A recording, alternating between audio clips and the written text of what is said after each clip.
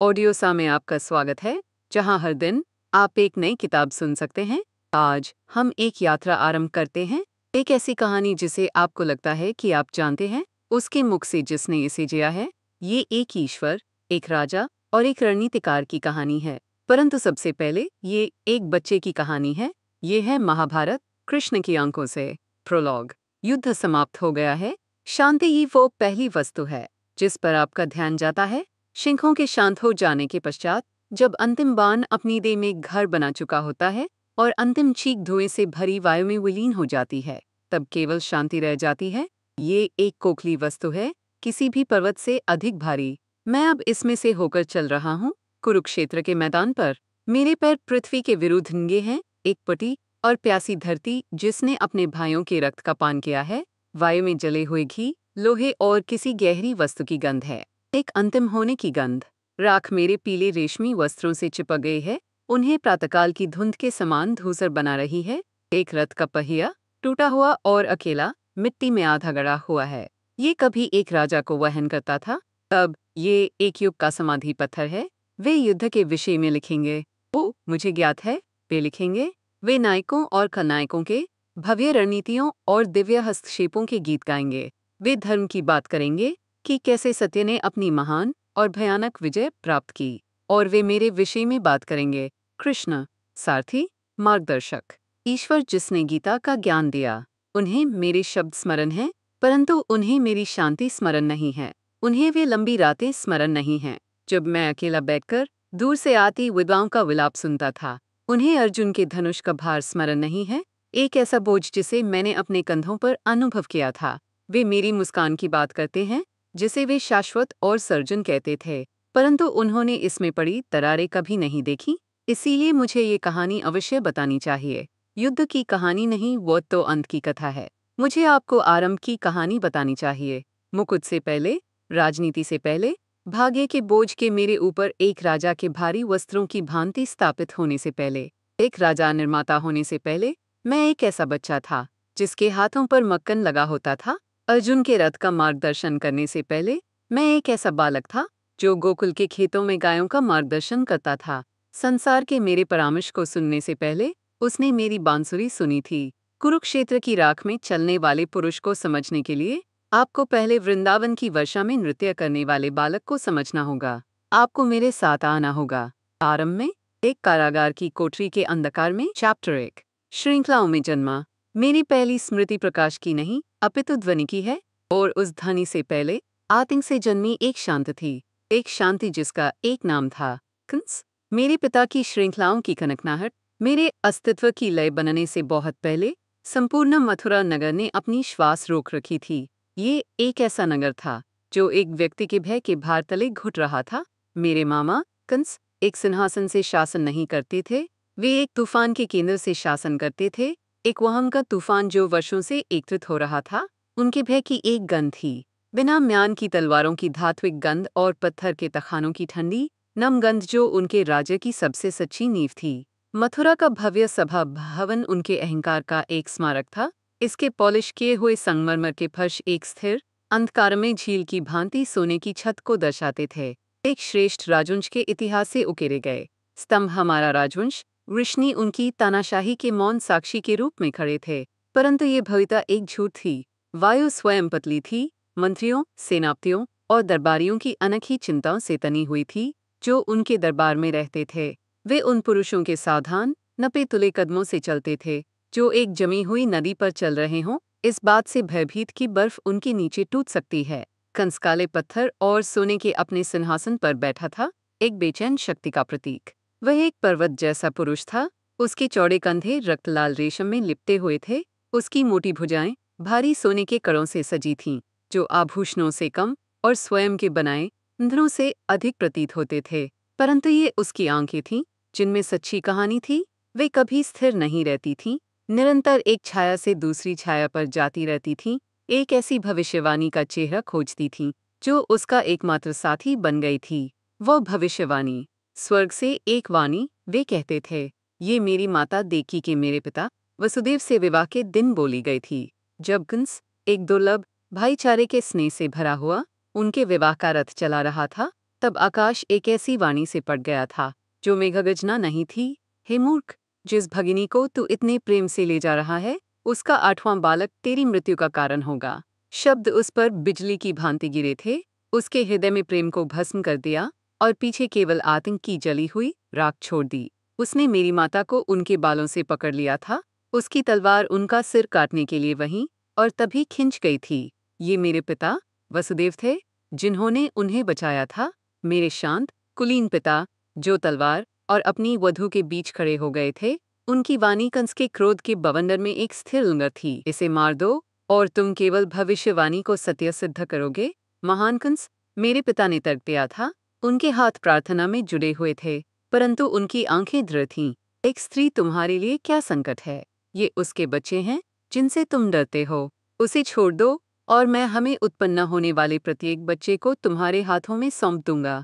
तुम्हें डरने की कोई बात नहीं होगी, क्योंकि तुम स्वयं उनका भाग्य अपने हाथों में रखोगे। कंस, जिसका मन गर्व और वहम के जाल में उलझा हुआ था, सहमत हो गया था। ये हताशा में किया गया एक सौदा था, निर्दोषों के रक्त से महरबंद। और इस प्रकार मेरे माता पिता का विवाह कक्ष एक कारागार की कोठरी बन गया। इस दिन वर्षों बाद 7वां बालक पहले ही ले लिया गया था। एक दिव्य रहस्य की कहानी, एक जीवन जो एक गर्भ से दूसरे गर्भ में चला गया था और 8वें का समय निकट आ रहा था। कंस ने इसे अनुभव किया। भविष्यवाणी अब कोई दूर का तूफान नहीं थी, ये उसके द्वार पर एक दस्तक थी। ज्योतिषी व गर्जा, उसकी वाणी तनावपूर्ण हॉल में गूंज उठी। उन्हें लाओ। मैं जानना चाहता हूँ कब। मैं जानना चाहता हूँ कैसे। मैं चाहता हूँ कि तारे स्वयं मुझे बताएं कि इस खरपतवार को बढ़ने से पहले उसकी जड़ से कैसे काटा जाए। 2 कामते हुए वृद्ध पुरुषों को आगे लाया गया। उन्होंने अपनी नक्षत्र चार्ट की पांडुलिपियां खोली। उनके हाथ इतने हिंसक रूप से कांप रहे थे कि नक्षत्र भी कांपते हुए प्रतीत होते थे। उन्होंने ग्रहों के स्नेहन, ब्रह्मांडीय शकुनों और अपनी शक्ति एकत्रित करती एक महान शक्ति की बात की। उनके शब्द उनके व्यापार की रहस्यमय भाषा में लिपटे हुए थे, परंतु कंस ने केवल एक बात सुनी। शीघ्र उसने अपने सिंहासन की भुजा पर एक मुक्का मारा, जिसकी दरार एक हड्डी टूटने की भांति गूंज उठी। शीघ्र कोई उत्तर नहीं है। ये एक कायर की कानाफूसी है। तुम्हारे तारे मेरा उपहास करते हैं। वो अपने पैरों पर उठ खड़ा हुआ, एक शिकारी की भांति खुलता हुआ। मेरे जासूस मुझे बताते हैं कि लोग बेचैन हैं। वे एक उद्धारकर्ता की कानाफूसी करते हैं। वे अपने घरों में दीपक जलाते हैं और उन देवताओं से प्रार्थना करते हैं जिन्हें मैंने अवैध घोषित कर दिया है। वे मेरी मृत्यु के लिए प्रार्थना करते हैं। मेरे अपने नगर में उसने अपने रक्षकों के प्रमुख की ओर एक मोटी उंगली उठाई। कारागार पर पहरा 2 गुना कर दो। किसी को अंदर या बाहर न जाने दो। मेरी जानकारी के बिना एक चूहा भी न गुजरने पाए। वह स्त्री देवकी, उसकी प्रत्येक श्वास पर ध्यान रखो। रक्षक ने झुककर प्रणाम किया और आज्ञा का पालन करने के लिए भागा। कंस स्पर्श पर चहलकदमी करने लगा। उसके भारी कदम आसन विनाश की एक ढोल की थाप थे। वो शूरसेन राज्य का सबसे शक्तिशाली पुरुष था, फिर भी वह एक ऐसे शिशु के रोने का दास था जिसे उसने अभी तक सुना नहीं था। ये उसके जीवन की महान विडंबना थी। अपने भाग्य से आगे निकलने की अपनी खोज में उसने स्वयं को अपनी ही गढ़ी हुई श्रृंखलाओं से उससे बांध लिया था।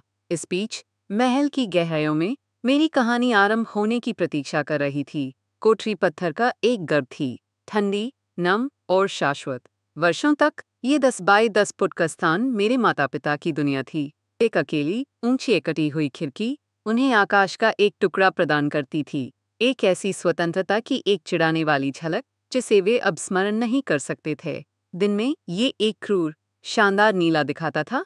रात्रि में चंद्रमा का एक टुकड़ा या मुट्ठी भर दूर उदासीन तारे। आकाश का ये टुकड़ा उनका कैलेंडर, उनकी घड़ी, उनका एकमात्र धर्मग्रंथ था। मेरे पिता वसुदेव इसके नीचे घंटों खड़े रहते।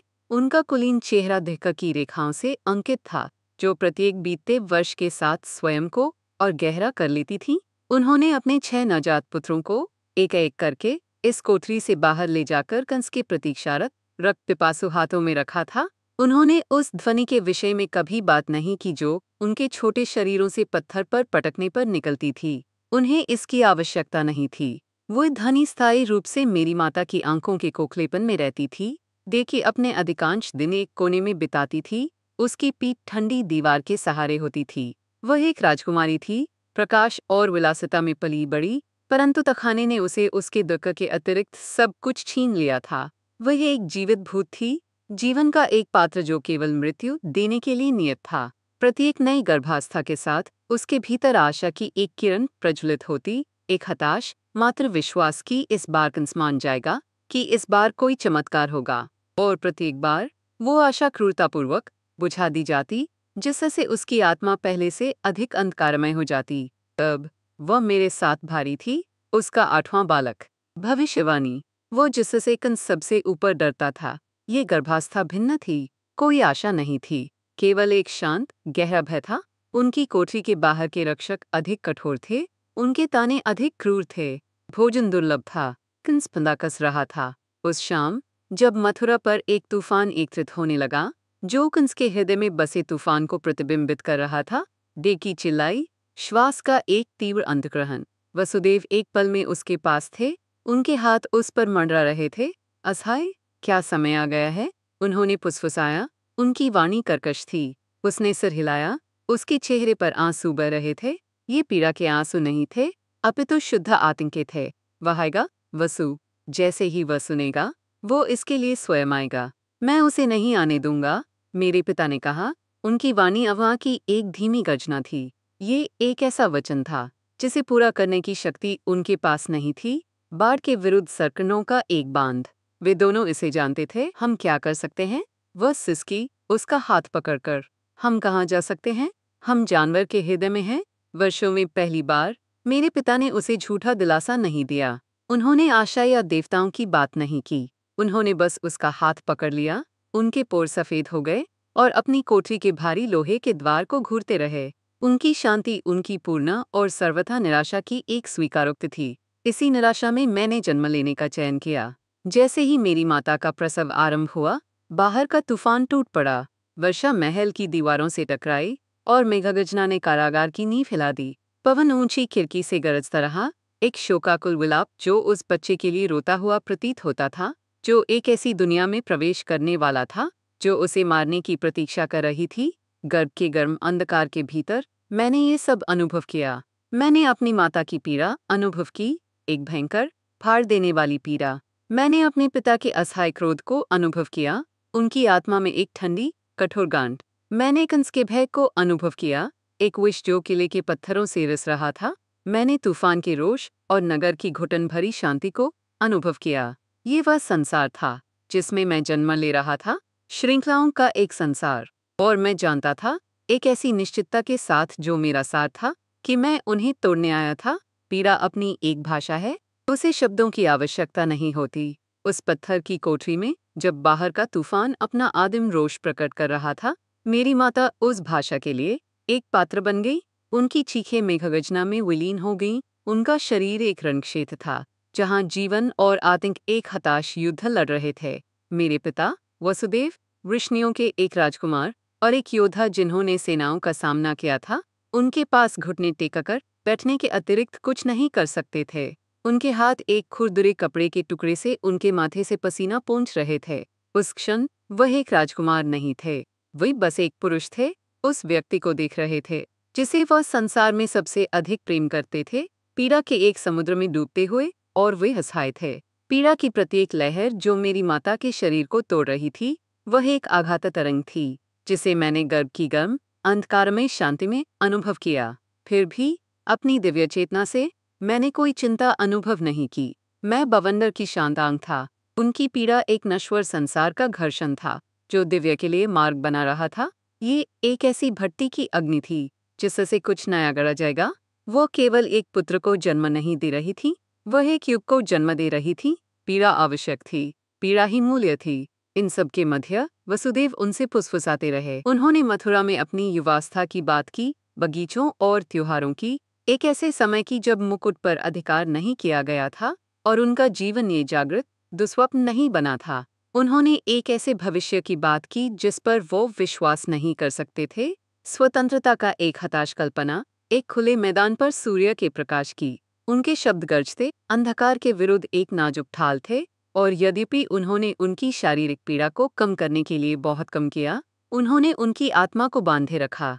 उन्होंने उसे स्मरण दिलाया कि वह एक कैदी से अधिक थी, एक भविष्यवाणी के लिए एक पात्र से अधिक थी। वह देखी थी और उसे प्रेम किया जाता था। फिर तूफान के शिखर पर जब एक बिजली के बोल्ट ने कोठरी को एक भयानक टिमटिमाते सफेद रंग में रोशन किया, मेरा जन्म हुआ।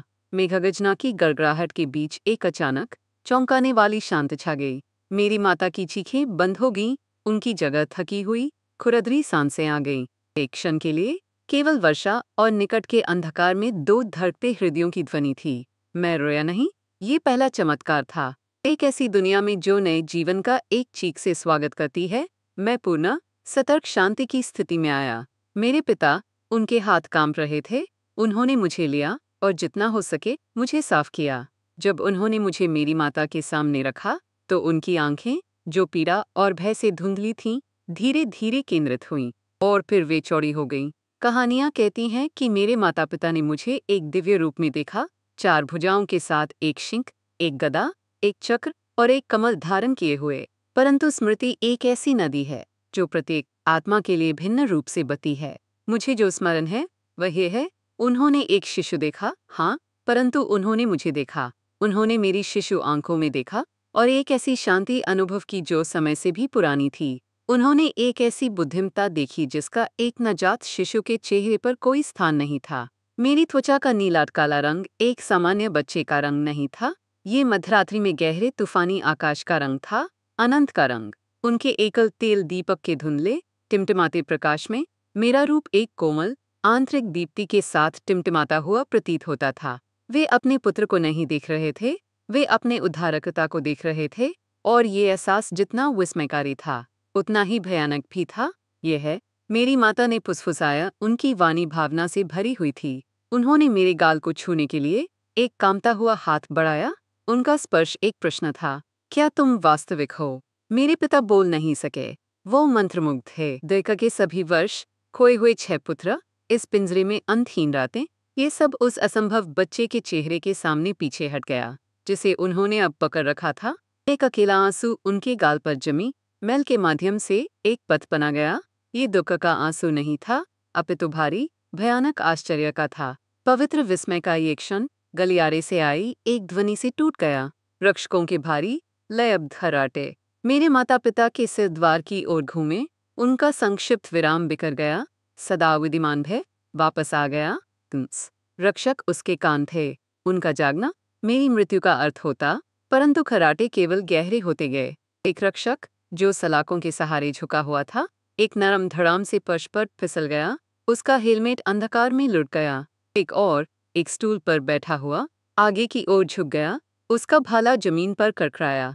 गहरी अप्राकृतिक निद्रा की एक लहर उन पर छा गई थी, उन्हें एक स्वप्नहीन खाई में नीचे खींच रही थी। ये नींद से अधिक गहरी शांति थी, विश्राम से अधिक पूर्ण शांति थी। ये स्थिर रहने का एक दिव्य आदेश था। वसुदेव घूरते रहे, उनका हृदय उनकी पसलियों से टकरा रहा था। उन्होंने सोते हुए रक्षकों को देखा और फिर मुझे। उनके मन में संबंध स्पष्ट हो रहा था। और फिर वो ध्वनि आई जिसने उनकी वास्तविकता को चकनाचूर कर दिया। खट, खड़खड़ाहट, धड़ाम। ये उनकी अपनी श्रृंखलाओं की ध्वनि थी। भारी लोहे की बेड़ियां जो एक दशक से अधिक समय से उनके निरंतर साथी थीं। वो ठंडा भार जिसने उनकी टखनों को कच्चा कर दिया था और उन्हें प्रत्येक कदम पर स्मरण दिलाया था कि वे एक कैदी थे। वे बस अलग हो गए। वे मृत सर्पों की भांति उनके पैरों से खुल गए और पत्थर के फर्श पर गिर पड़े। कारागार की अचानक शांति में ध्वनि बहरी करने वाली थी। वो पीछे हट गए, स्वयं को दीवार से सटाकर, अपनी नंगी टखनों को घूरते हुए। उन्होंने एक पैर उठाया, फिर दूसरा, उन्हें एक ऐसी स्वतंत्रता में मोड़ते हुए जिसे वो भूल चुके थे। वो मुक्त थे, वो पूर्ण थे। उन्होंने मेरी माता को देखा। उनकी आंखें एक ऐसी आशा से जंगली थीं जिसे देखना दर्दनाक था, जैसे कि उनके अनोखे प्रश्न का उत्तर देने के लिए अंतिम चमत्कार हुआ। उनकी कोठरी का महान लोहे का द्वार, धातु और लकड़ी का एक स्लैब जो बाहर से बंद और बोल्ट किया हुआ था, अंदर की ओर खुल गया। ये बिना किसी ध्वनि के चला, जैसे कि एक अदृश्य कोमल हाथ द्वारा धकेला गया हो। ये एक अंधकार में वर्षा धुले गलियारे पर खुल गया। एक मार्ग जो नरक से बाहर ले जाता था, एक पलायन। एक लंबे क्षण के लिए मेरे माता पिता केवल असंभव उद्घाटन को घूर सकते थे। ये केवल कोठरी से बाहर का एक द्वार नहीं था, अपितु उनकी निराशा से बाहर का भी था। परंतु ये कहाँ जाता था? महल के गलियारों में एक तीर मृत्यु की ओर, तूफान में एक व्यर्थ उड़ान की ओर। जैसे ही मेरे पिता उस जीवन के बीच जमे हुए खड़े थे जिसे वह जानते थे, और एक ऐसी स्वतंत्रता जिसे वो समझ नहीं सकते थे, उनके मन में एक वाणी बोली। ये कोई ध्वनि नहीं थी जिसे उन्होंने अपने कानों से सुना था, अपितु एक ऐसा विचार था जो किसी भी बोले गए शब्द से अधिक स्पष्ट और गुंजयमान था। बच्चे को ले लो, यमुना पार करो, गोकुल जाओ, अपने संबंधी नंद के घर। उनकी पत्नी यशोदा ने अभी अभी एक पुत्री को जन्म दिया है। बच्चों का आदान प्रदान करो, अपने पुत्र को छोड़ दो और प्रातःकाल होने से पहले पुत्री को वापस ले आओ। ऐसा करो और बालक जीवित रहेगा। आदेश पूर्ण था। इसने एक योजना प्रस्तुत की, आशा का एक इतना पतला धागा कि ये लगभग अदृश्य था, परंतु ये वहां था। फिर भी इसने एक असंभव बलिदान की मांग की। उन्होंने मुझे देखा, वो चमत्कारी बालक जिसने रक्षकों को शांत कर दिया था और उनकी श्रृंखलाओं को तोड़ दिया था। फिर उन्होंने मेरी माता को देखा, पुआल के अपने बिस्तर पर पीली और थकी हुई, उनकी आंखें उनसे विनती कर रही थीं। वो उसे कैसे छोड़ सकते थे? वो उसके बच्चे को कैसे ले जा सकते थे? आश्चर्य का एकमात्र स्रोत जिसे उसने वर्षों में जाना था और उसे कंस के रोष का सामना करने के लिए अकेला छोड़ सकते थे। जब धोखा उजागर होता, उनकी आत्मा दो भागों में बंट गई। ये देखी थी जिसने चुनाव किया, मेरे लिए उसका प्रेम मेरे लिए उसकी आवश्यकता से अधिक शक्तिशाली था। उसकी मातृ प्रवृत्ति पकड़ने की नहीं, अपितु जाने देने की थी। जाओ, उसने फुसफुसाया। उसकी वाणी एक ऐसी शक्ति प्राप्त कर रही थी जो उसकी कमजोर स्थिति को धता बताती थी। वह एक कोनी पर उठी। वह सही है, वाणी, तुम्हें उसका पालन करना चाहिए। मैं तुम्हें नहीं छोड़ सकता। वसुदेव ने दम घुटते हुए कहा। उनका संकल्प टूट रहा था। तुम्हें करना होगा, उसने जोर दिया। उसकी आंखें उसकी आंखों से मिलीं। मेरे लिए उसके प्रेम को उसकी मृत्युदंड बनने दो। हमने जितने भी पुत्र खोए हैं, उनके लिए इसे जीवित रहने दो। उसे सूर्य के प्रकाश और हंसी का जीवन जीने दो। उसे एक ऐसी माता मिले जो उसे बिना भय के बढ़ते हुए देख सके। एक आंसू उसके गाल से नीचे लुढ़क गया। जाओ, मेरे पति, उसकी स्वतंत्रता बनो। ये एकमात्र उपहार है जो हम उसे दे सकते हैं। उसका बलिदान अंतिम कुंजी थी। इसने मेरे पिता के भय को संकल्प में बदल दिया। एक नए, गंभीर दृढ़ संकल्प के साथ उन्होंने कोठरी के एक कोने में एक मजबूत विकर की टोकरी पाई। उन्होंने इसे कपड़े के टुकड़ों से निबद्ध किया, एक विनम्र पालना बनाया। मेरी माता ने मुझे एक अंतिम बार लिया, मेरे माथे पर एक हताश, अंतिम चुंबन दबाया। ये विदाई का एक चुंबन था, प्रेम और दुख का एक निशान जिसे मैं सदा के लिए वहन करूंगा। मैं वापस आऊंगा, वसुदेव ने वचन दिया। उनकी वाणी अनचाहे आंसुओं से भरी हुई थी। उसने बस सिर हिलाया, एक धागे रहित कमल को अपनी छाती से चिपकाए हुए, पहले से ही उस पुत्र का शोक मना रही थी जो अभी भी उसकी बाहों में था। मेरे पिता ने मुझे धीरे से टोकरी में रखा। उन्होंने इसे उठाया, इसे लंबी यात्रा के लिए अपने सिर पर रखने की तैयारी कर रहे थे। उन्होंने मेरी माता पर एक अंतिम दृष्टि डाली, मरते हुए दीपक की रोशनी में प्रेम और हानि का एक सिलहूट। फिर वह मुड़े और असंभव द्वार से बाहर निकल गए, कोठरी से बाहर, और गरजते तूफान में भविष्य को बचाने की यात्रा आरंभ हो चुकी थी। कोठरी से बाहर निकलना एक दुनिया से दूसरी दुनिया में कदम रखने जैसा था।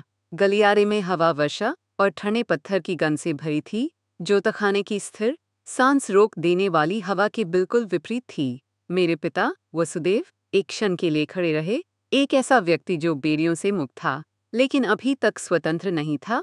मेरे छोटे से जीवन का भार उनके हाथों में नाजुक ढंग से रखा हुआ था। आगे का मार्ग छायाओं का एक लैबिरिंथ था, एक ऐसी जगह जहां एक भी गलत मोड़, एक भी जागता हुआ पहेदार, सब कुछ का अंत होता। वह एक योद्धा की निर्भीकता से नहीं, बल्कि एक भूत की मौन कृपा से आगे बढ़े। उनके नंगे पैरों ने पत्थर के फर्श पर कोई आवाज नहीं की। मथुरा का महल, जो सामान्य रूप से रात में भी गतिविधियों का केंद्र होता था, भयावह रूप से शांत था। वह जादुई निद्रा जिसने कारागार के पहरेदारों को अपने वश में कर लिया था, पूरे किले में फैल गई थी। पहरेदार कक्षों में पुरुष मेजों पर झुके हुए पड़े थे, उनके पासे के खेल अधूरे थे। बड़े हॉल में सेवक कालीनों पर लिपटे सो रहे थे, उनकी मशालें अपने धारकों में बुझ रही थीं, लंबी, नाचती हुई छायाएं डाल रही थीं, जो जीवित चीजों की तरह ऐंठती और मुड़ती हुई प्रतीत होती थीं। मेरे पिता अपने पैतृक घर के परिचित मार्गों से गुजरे, जो अब एक विदेशी और शत्रुतापूर्ण क्षेत्र था। प्रत्येक छाया एक संभावित शत्रु थी, एक खुली खिड़की से हवा का प्रत्येक झोंका एक संभावित अलार्म था। उन्होंने टोकरी को अपनी छाती के पास रखा, मुझे हवा के झोंकों से बचाते हुए। उनका अपना शरीर एक नाजुक किला था। पतली विकर के माध्यम से मैं उनके हृदय की उन्नत, शक्तिशाली लय को अनुभव कर सकता था। ये आतंक और आशा की एक ढोल की थाप थी, उनकी आत्मा के तारों पर बजाई गई एक उन्नत प्रार्थना। मैं, हालांकि, पूर्ण रूप से स्थिर रहा। मेरा शांत होना एक मौन आश्वासन था, उनकी आत्मा के लिए, एक कनाफूसी की जिस मार्ग पर वो चल रहे थे। वह धनी था कि सोती हुई आकृतियां एक संयोग नहीं बल्कि एक शिष्टाचार थीं। वह नगर के मुख्य द्वारों पर पहुंचे, लकड़ी और लोहे की विशाल संरचनाएं जो प्रत्येक रात एक ऐसे शतीर से बंद की जाती थीं जिसे उठाने के लिए 10 पुरुषों की आवश्यकता होती थी। आज रात वे थोड़े खुले हुए थे। जो संतरी उनकी रक्षा करने वाले थे वे निद्रा की मूर्तियां थे, उनके सिर उनकी छाती पर टिके हुए थे। तूफान की वर्षा उनके कवच से धूल धो रही थी। वसुदेव उस खुले स्थान से फिसलकर बाहर निकल गए, मथुरा के सोने के पिंजरे से बाहर, और रात के कच्चे आदमी कोलाहल में नगर की सड़कें कीचड़ की नदियां थीं। हवा गलियों से होकर गरज रही थी और वर्षा बूंदों में नहीं बल्कि ठोस हवा से चलने वाली चादरों में गिर रही थी। यमुना के तट तक की यात्रा तत्वों के विरुद्ध एक युद्ध थी। मेरे पिता ने अपना सिर आंधी के विरुद्ध झुका लिया। उनके महीन रेशमी वस्त्र भी कर उनसे एक दूसरी त्वचा की तरह चिपक गए थे, जो सर्द ठंड के विरुद्ध कोई सुरक्षा प्रदान नहीं कर रहे थे। वह एक राजकुमार थे, लेकिन तूफान को इसकी कोई परवाह नहीं थी। इसने उन्हें पीटा, उन्हें गिराने का प्रयास किया और उस टोकरी से कीमती गर्मी चुराने की कोशिश की जिसकी वह रक्षा कर रहे थे। और फिर हम उसके पास पहुंचे। नदी, वह सौम्य, जीवन देने वाली माँ नहीं थी जिसे वह स्मरण करते थे। यमुना एक दैती थी, अपने सामान्य आकार से दोगुनी सूजी हुई। वह काले जल का एक मंथन करता, गरजता हुआ द्रव्यमान थी, एक तरल पर्वत श्रृंखला जो निरंतर हिंसक गति में थी। महान भंवर भूखे मुंह की तरह खुलते और बंद होते थे। उखड़े हुए पेड़, नदी तट के पूरे हिस्से और डूबे हुए जानवरों के शव उसकी धाराओं में ऐसे उछाले जा रहे थे जैसे वे बच्चों के खिलौने हों। ध्वनि एक बहरा करने वाली निरंतर गर्जना थी, प्रकृति की अपने सबसे आदिम और विनाशकारी रोष में वाणी। मेरे पिता जल के किनारे रुक गए और पहली बार वो आशा जो उन्हें अब तक यहाँ लाई थी डगमगा गई। उनका हृदय डूब गया। दिव्यवाणी ने उन्हें आदेश दिया था। श्रृंखलाएं टूट गई थीं, द्वार खुल गए थे, परंतु ये सब इसके लिए था, एक अग्नि जली कब्र की ओर ले जाने के लिए। उन्होंने उफनती जलधारा को देखा, फिर टोकरी को। निराशा, ठंडी और पूर्ण, उन पर छा गई। वो विश्वास करने के लिए एक मूर्ख थे। उन्होंने एक कदम पीछे लिया, उनके होठों से हार की एक घुटी हुई ध्वनि निकली। परंतु जैसे ही उन्होंने ऐसा किया, मैंने टोकरी के भीतर अपना भार बदला। एक छोटा, सरल आंदोलन। फिर भी ये पर्याप्त था। ये एक स्मरण पत्र था। मैं यहाँ हूँ। उनकी दृष्टि मुझ पर पड़ी। बिजली की चमक में मेरा चेहरा शांत था। मेरी आंखें खुली थीं, तूफान को नहीं बल्कि उन्हें देख रही थीं। वे एक ऐसे विश्वास से भरे हुए थे जो इतना पूर्ण, इतना गहरा था कि इसने उनके साहस को फिर से प्रज्वलित कर दिया। ये मार्ग का अंत नहीं था, ये अंतिम परीक्षा थी। उनका विश्वास, जो एक क्षण के लिए डगमगा गया था, एक ज्वारी लहर के बल से लौट आया। वो असफल नहीं होंगे। वो अपने पुत्र की आंखों में विश्वास को धोखा देने के बजाय नदी द्वारा निगल लिए जाना पसंद करेंगे। एक गहरी सांस लेते हुए, जिसने उनके फेफड़ों को वर्षा और संकल्प से भर दिया, उन्होंने मंथन करते जल में एक कदम रखा। जिस क्षण उनका पैर नदी को छुआ, दुनिया बदल गई। उफनता जल जो उन्हें एक पल में बहा ले जाना चाहिए था, अचानक अकथनीय रूप से शांत हो गया। पूरी नदी नहीं, बल्कि एक पूर्ण मार्ग, 10 फीट चौड़ा, उस तट से जहां वो खड़े थे, गोकुल के दूर के किनारे तक फैला हुआ था। इस शांत गलियारे के दोनों ओर यमुना ने अपना हिंसक उत्पात जारी रखा। लहरें टकरा रही थीं और उठ रही थीं, जैसे कि अदृश्य दीवारों द्वारा रोकी गए हों। परंतु जहां मेरे पिता चल रहे थे, जल शीशे की तरह चिकना था, उनकी टखनों से ऊंचा नहीं उठ रहा था। उन्होंने हांफते हुए, पूर्ण अविश्वास में घूरते हुए कहा। उन्होंने एक और कदम उठाया और एक और, किनारे से तूफान के हृदय में जाते हुए, फिर भी असंभव शांति के एक बुलबुले के भीतर सुरक्षित। जल ने तूफान की गर्जना को दबा दिया और दुनिया कोलाहल और शांति का एक अतीतात्वादी मंच बन गई। वो आधे रास्ते में थे जब अंतिम आश्चर्य ने स्वयं को प्रकट किया। वर्षा, जो दंडात्मक बल से नीचे गिर रही थी, अचानक उन पर गिरना बंद हो गई। उन्होंने ऊपर देखा। उनके सामने नदी की अंधकार में मंथन करती गहराइयों से एक विशाल रूप उभर रहा था, ये महान सर्प राजा शेष विष्णु का शाश्वत साथी था। 1000 सरीसृप सिर, प्रत्येक एक मणि से मुकुटित, जो एक कोमल आंतरिक प्रकाश से चमकता था। जल से उठे उनका शरीर एक जीवित द्वीप था। उनकी शल के पन्ने और नीलम के एक मोज़ेक की तरह झिलमिला रही थी। मेरे पिता जम गए। उनका हृदय आदिम भय से जब्त हो गया। परंतु महान सर्प एक संकट नहीं था। एक ऐसी कृपा के साथ जिसने उनके विशाल आकार को धता बता दिया, शेष मेरे पिता के पीछे चले गए और अपने 1000 पनों को फैलाया। टोकरी के ऊपर एक विशाल जीवित छत बनाया।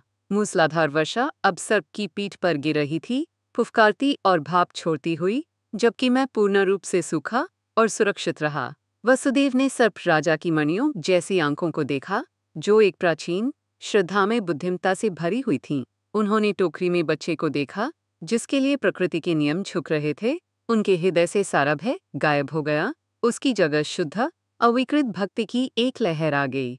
वो अब अपने पुत्र को बचाने वाले पिता नहीं थे, वो एक विनम्र सेवक थे, जो अपने ईश्वर को सुरक्षा में ले जा रहे थे। एक नई भावना के साथ उनके कदम अब निश्चित और स्थिर। उन्होंने पारगमन पूरा किया।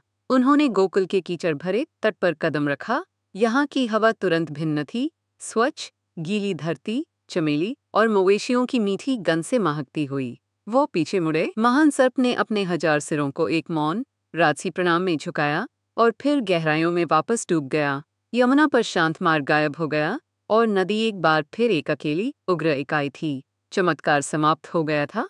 वो वहां एक क्षण के लिए खड़े रहे, टपकते और कांपते हुए, ठंड से नहीं बल्कि जो कुछ उन्होंने देखा था उसकी विशालता से। वो तूफान के हृदय से होकर चले थे, एक सर्प राजा द्वारा संरक्षित, एक उग्र नदी के माध्यम से पक्के मार्ग पर। उन्होंने मुझे नीचे देखा और पहली बार वो समझ गए, मेरा जन्म उनकी कहानी की निरंतरता नहीं था, ये मेरी कहानी का आरंभ था। गोकुल गांव मथुरा के पत्थर के हृदय से एक दुनिया दूर था। यहाँ तूफान भिन्न अनुभव होता था। ये आतंक का एक शकुन नहीं था, बल्कि एक जंगली शुद्ध करने वाला संगीत था। भय की दुर्गंध से मुक्त हवा, गीली धरती, खिलती हुई रात, चमेली और मवेशियों और ताजे दूध की कोमल व्यापक सुगंध के जीवन देने वाले महक से भरी थी। घर पत्थर के किले नहीं थे, बल्कि मिट्टी और छप्पर के विनम्र सोते हुए टीले थे, एक साथ एक विश्राम करते झुंड की तरह हडल थे। शांति इस स्थान की मिट्टी ही थी। मेरे पिता वसुदेव, नक्शों और चिह्नित सड़कों के आदि एक राजकुमार को कोई अनुमान नहीं था कि कहाँ जाना है, फिर भी वो खोए नहीं थे। वही दिव्य इच्छा जिसने नदी को विभाजित किया था, अब उनके पैरों का मार्गदर्शन कर रही थी। उन्हें कीचड़ भरी गलियों से, सोती हुई बैलगाड़ियों और सोते हुए घरों के पास से एक विशेष आवाज की ओर खींचा गया। एक अकेली खिड़की से एक कोमल सुनहरा प्रकाश निकल रहा था। तूफान में एक प्रकाश स्तंभ, लकड़ी का द्वार बिना कुंडी के था। उन्होंने उसे धक्का देकर खोला और अंदर कदम रखा। छोटे से घर की गर्मी ने उन्हें तुरंत घेर लिया। एक मिट्टी की अंगीठी में एक आग सुलग रही थी, जो दीवारों पर एक कोमल टिमटिमाती हुई चमक डाल रही थी। एक साधारण खाट पर एक स्त्री लेटी थी। उसका चेहरा गहरी नींद की थकावट में शांत था। ये यशोदा थी। उनकी छाती एक स्थिर शांतपूर्ण लय के साथ उठ और गिर रही थी। उनके बगल में लिपटी हुई एक नरम कपड़े में एक नवजात शिशु कन्या थी। ये आदान प्रदान का क्षण था। वह धुरी जिस पर दो भाग्य और संसार का भाग्य घूमेगा। मेरे पिता खाट की ओर बढ़े। उनका हृदय परस्पर विरोधी भावनाओं की एक सिम्फनी था। वो इस अनजान परिवार के लिए एक गहरे आभार से भरे हुए थे, जो उनके पुत्र को आश्रय देगा। वो उस ब्रह्मांडी पैमाने की योजना से चकित थे, जिसका वह एक हिस्सा थे। परंतु इन सब के नीचे वह एक पिता थे, और वह एक पिता के लिए सबसे अप्राकृतिक कार्य करने वाले थे। वो अपने बच्चे को दूर देने वाले थे। वो खाट के पास घुटने टेके और मुझे नीचे देखा, विकर की टोकरी में बसे हुए। उन्होंने मेरे चेहरे के दृश्य को एक अंतिम बार पिया, प्रत्येक विवरण को स्मरण करने का प्रयास करते हुए। उन्होंने मेरे माथे की वक्रता, मेरे गालों पर हल्की पलकें, मेरे होठों की शांत बनावट देखी। ये उनका पुत्र था, उनका रक्त, वह दिव्य बालक जिसे उन्होंने एक तूफान और एक उग्र नदी के माध्यम से वहन किया था। और अब उन्हें मुझे छोड़ना था। एक आंसू जिसे वो नहीं जानते थे कि उनके पास रोने के लिए बचा है, उनके गाल से नीचे एक पत बना गया और मेरे सिर के बगल में कपड़े पर गिर गया। ये विदाई का एक आंसू था, एक पिता का अंतिम असहाय आशीर्वाद। टोकरी में अपने स्थान से मैंने उनके बलिदान की विशालता को अनुभव किया। उनका प्रेम मुझे पकड़ने के लिए एक पिंजरा नहीं था, बल्कि मुझे मुक्त करने के लिए एक कुंजी थी। ये एक शुद्ध, निस्वार्थ प्रेम था, और ये वह नींव बन गया जिस पर इस संसार में मेरा जीवन निर्मित होगा। एक हाथ से जो कांप रहा था, उन्होंने मुझे टोकरी से उठाया और धीरे से मुझे यशोदा के बगल में खाट पर रख दिया। जैसे ही मेरा शरीर उनके बगल में स्थिर हुआ, वो अपनी नींद में हिली। उनके होठों से एक कोमल, माते बड़बड़ाहट निकली। उनकी भुजा सहज रूप से चली, मेरे चारों ओर मुड़कर मुझे पास खींचती हुई। मैं घर पर था। फिर उसी श्रद्धा के साथ मेरे पिता ने शिशु कन्या को उठाया। वह नहीं हिली। वह गहरी, शांतपूर्ण निद्रा की स्थिति में रही। इस दिव्य धोखे में एक निर्दोष साथी। उन्होंने उसे अब खाली टोकरी में रखा। उनका हृदय एक ऐसे दुख से भारी था जो उनकी राहत जितना ही गहरा था। उन्होंने अपने पुत्र को बचा लिया था, परंतु उन्होंने उसे को भी दिया था। उन्होंने उस दृश्य पर एक अंतिम, लंबी दृष्टि डाली। सोती हुई माता, वह दिव्य बालक जिसे वह अब अपना मानकर पकड़े हुए थी और जाने के लिए मुड़े। उनका मिशन केवल आधा पूरा हुआ था। उन्हें कारागार लौटना था, श्रृंखलाओं की दुनिया में वापस, इससे पहले कि इस रात का जादू सुबह के सूर्य के साथ विलीन हो जाए। वापसी की यात्रा एक धुंधली थी। यमुना के माध्यम से मार्ग अभी भी वहां था, कोलाहल के माध्यम से एक शांत रिबन। उन्होंने इसे पार किया और नदी उनके पीछे बंद हो गई। तूफान एक बार फिर अपने पूरे रोश में गरज रहा था। वो मथुरा के अभी भी खुले द्वारों से फिसल गए। एक मौन छाया सोते हुए महल के माध्यम से अपने कदमों को फिर से खोजती हुई। गोकुल से प्रत्येक कदम दूर निराशा में एक कदम वापस था, परंतु वह एक ऐसे पुरुष के गंभीर उद्देश्य से चले जो अपने पवित्र कर्तव्य को पूरा कर रहा था। वो तखाने के गलियारे में पहुंचे। रक्षक अभी भी अपनी मुग्ध नींद में खोए हुए थे। वो वापस उस कोठरी के अंदर फिसल गए जहां देव की प्रतीक्षा कर रही थीं। उनकी आंखें अंधकार में आतंक और आशा से चौड़ी थीं। उन्होंने बिना शब्दों के टोकरी को फर्श पर रख दिया और उसने सोती हुई लड़की को देखा। राहत कि उसका पुत्र सुरक्षित था और उसकी अनुपस्थिति की तीव्र, चुभने वाली पीड़ा उसके चेहरे पर युद्ध कर रही थी। जैसे ही मेरे पिता अपने टखनों के चारों ओर ठंडी, भारी बेड़ियों को वापस रखने के लिए झुके, रात का जादू टूट गया। एक बहरे करने वाले धमाके के साथ कोठरी का लोहे का द्वार बंद हो गया। बाहरी बोर्ड लगाए जाने पर गलियारे में एक कर्कश ध्वनि गूंज उठी। बाहर रक्षक हिलने लगे, कराते और अपने सिर हिलाते हुए जैसे कि एक अजीब, भारी सपने से जाग रहे हों। चमत्कारों की रात समाप्त हो गई थी, परिणामों की सुबह आ गई थी, और जैसे कि संकेत पर टोकरी में शिशु कन्या जाग उठी और वो रोने लगी। ये एक दिव्य ध्वनि नहीं थी, ये एक भूखे नवजात शिशु की ऊंची, चुभने वाली, पूर्ण रूप से मानवीय चीख थी। चीख ने तखाने की शांति को चीर दिया। एक अचूक घोषणा, एक अलार्म। गलियारे में कदमों की गड़गड़ाहट हुई। रक्षकों ने चिल्लाया, एक मशाल जलाई गई, और एक क्षण बाद रक्षकों का प्रमुख सलाखों से झांक रहा था। उसकी आंखें चौड़ी थीं। एक बच्चा, वह गरजा, 8वां बालक जन्म ले चुका है। ये समाचार महल में जंगल की आग की तरह फैल गया। राजा के बेचैन कानों तक पहुंच गया। कंस, जो पूरी रात अपने कक्षों में चहलकदमी कर रहा था, ने विजयी, भयभीत ऊर्जा का एक झटका अनुभव किया। वह एक क्षण आ गया था। उसने अपनी तलवार पकड़ी और अपने कमरे से तूफान की तरह निकला। उसके रक्षक गति बनाए रखने के लिए दौड़ रहे थे। वो एक ऐसा पुरुष था जो अपने ही विनाश की ओर दौड़ रहा था, ये विश्वास करते हुए कि वो अपनी मुक्ति की ओर दौड़ रहा था। वह तखाने में घुस गया। उसकी आंखों में एक उन्नत प्रकाश चमक रहा था। उसने देवकी की बाहों में बच्चे को देखा। इसे मुझे दो, उसने आदेश दिया। उसकी वाणी एक धीमी गर्जना थी। नहीं, मेरी माता चीखी, बच्चे को अपनी छाती से चिपकाए हुए। भाई कृपया, ये एक लड़की है। भविष्यवाणी ने एक पुत्र की बात की थी।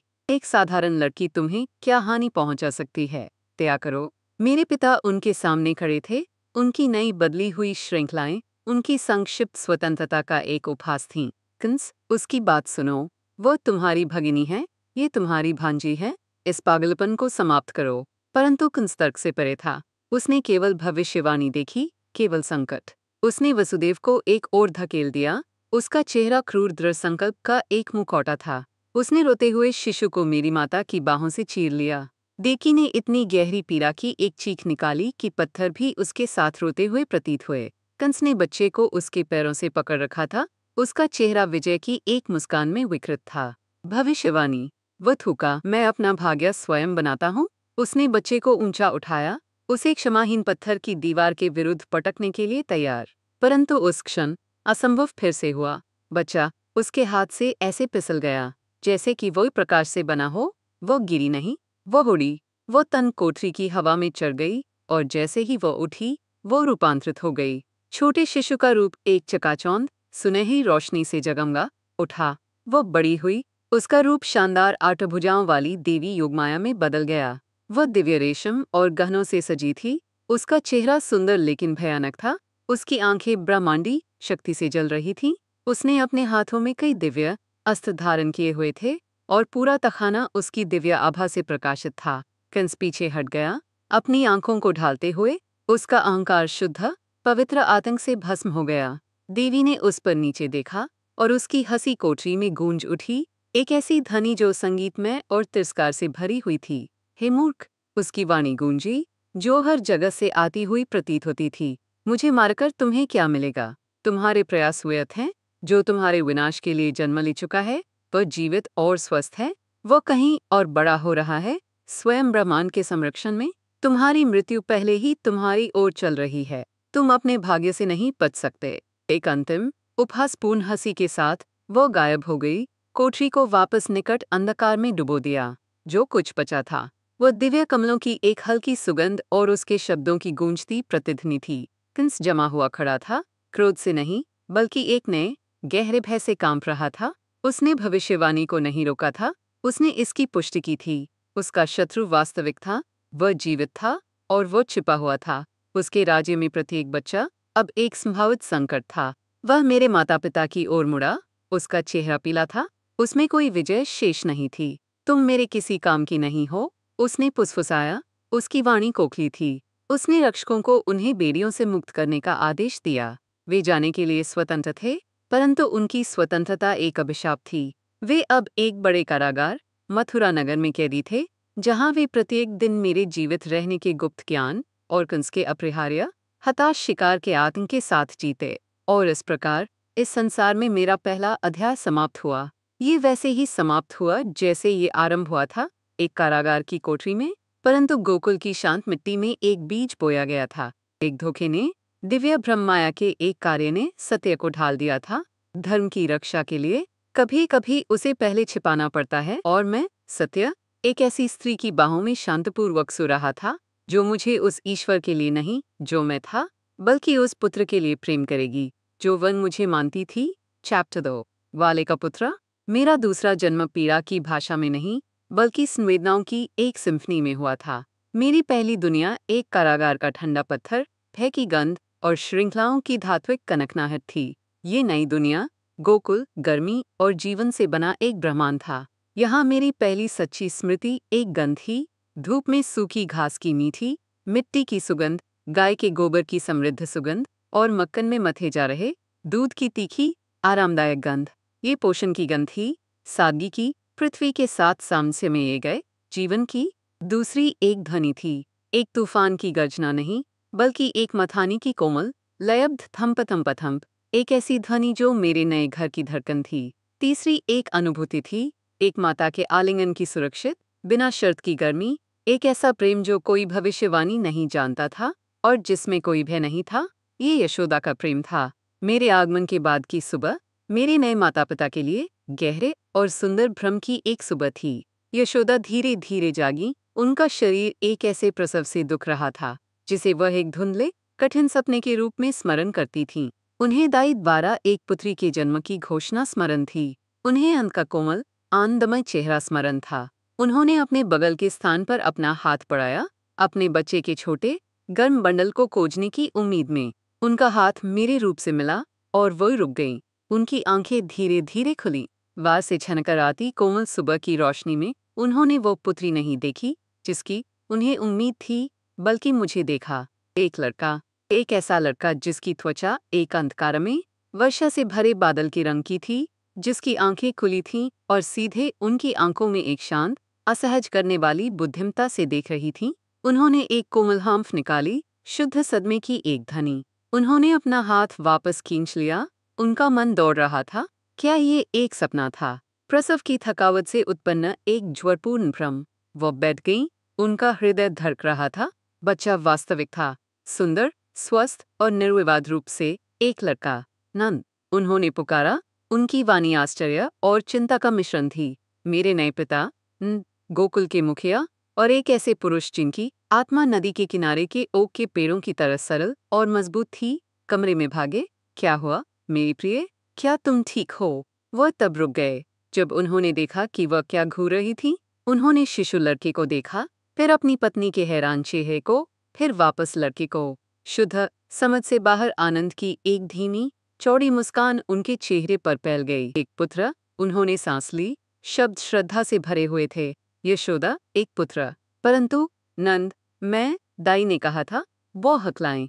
नंद खाट के पास घुटने टेके, उनका बड़ा कठोर हाथ धीरे से मेरे सिर को छूने के लिए बढ़ा। उन्होंने कोई भय अनुभव नहीं किया, केवल आश्चर्य।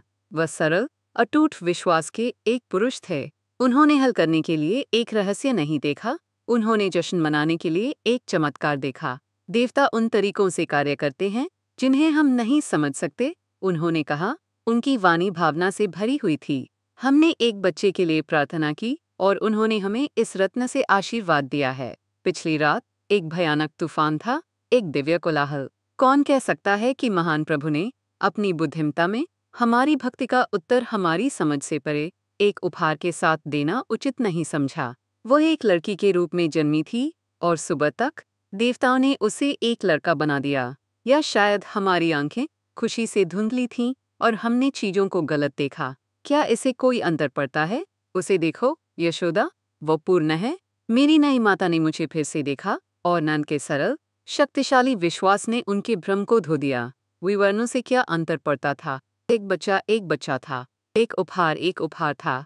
उन्होंने वो पूर्णता देखी जिसके विषय में नंद ने बात की थी। उन्होंने मेरी अंधकार में दीप्तिमान आंखें, छोटी पूर्ण रूप से बनी उंगलियां देखी, और उस क्षण में मातृ प्रेम की एक इतनी शक्तिशाली, इतनी पूर्ण लहर उन पर छा गई कि ये मेरे नए ब्रह्मांड में सूर्य बन गया।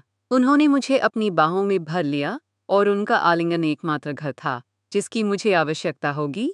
मुखिया के चमत्कारी पुत्र का समाचार गोकुल में एक सुखद ग्रीष्मकालीन हवा की तरह फैल गया। उनका हृदय उमड़ रहा था, ने एक महान उत्सव का आदेश दिया। पूरा गांव, ग्वालों और उनके परिवारों का एक घनिष्ठ समुदाय हमारे द्वार पर आया।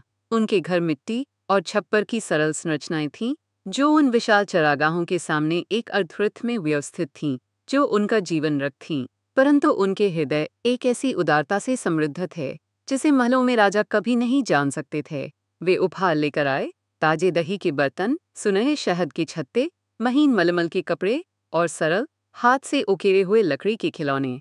स्त्रियों ने उत्सव के गीत गाए, उनकी आवाजें आनंद में सामसे में उठ और गिर रही थीं। पुरुषों ने नद को गले लगाया, उन्हें उनके सौभाग्य पर बधाई दी। उन्होंने सभी ने मुझे झांका, उनके चेहरे ईमानदार, सरल आनंद से प्रकाशित थे। उन्होंने मुझे निराला कहा, नंद का प्रिय पुत्र।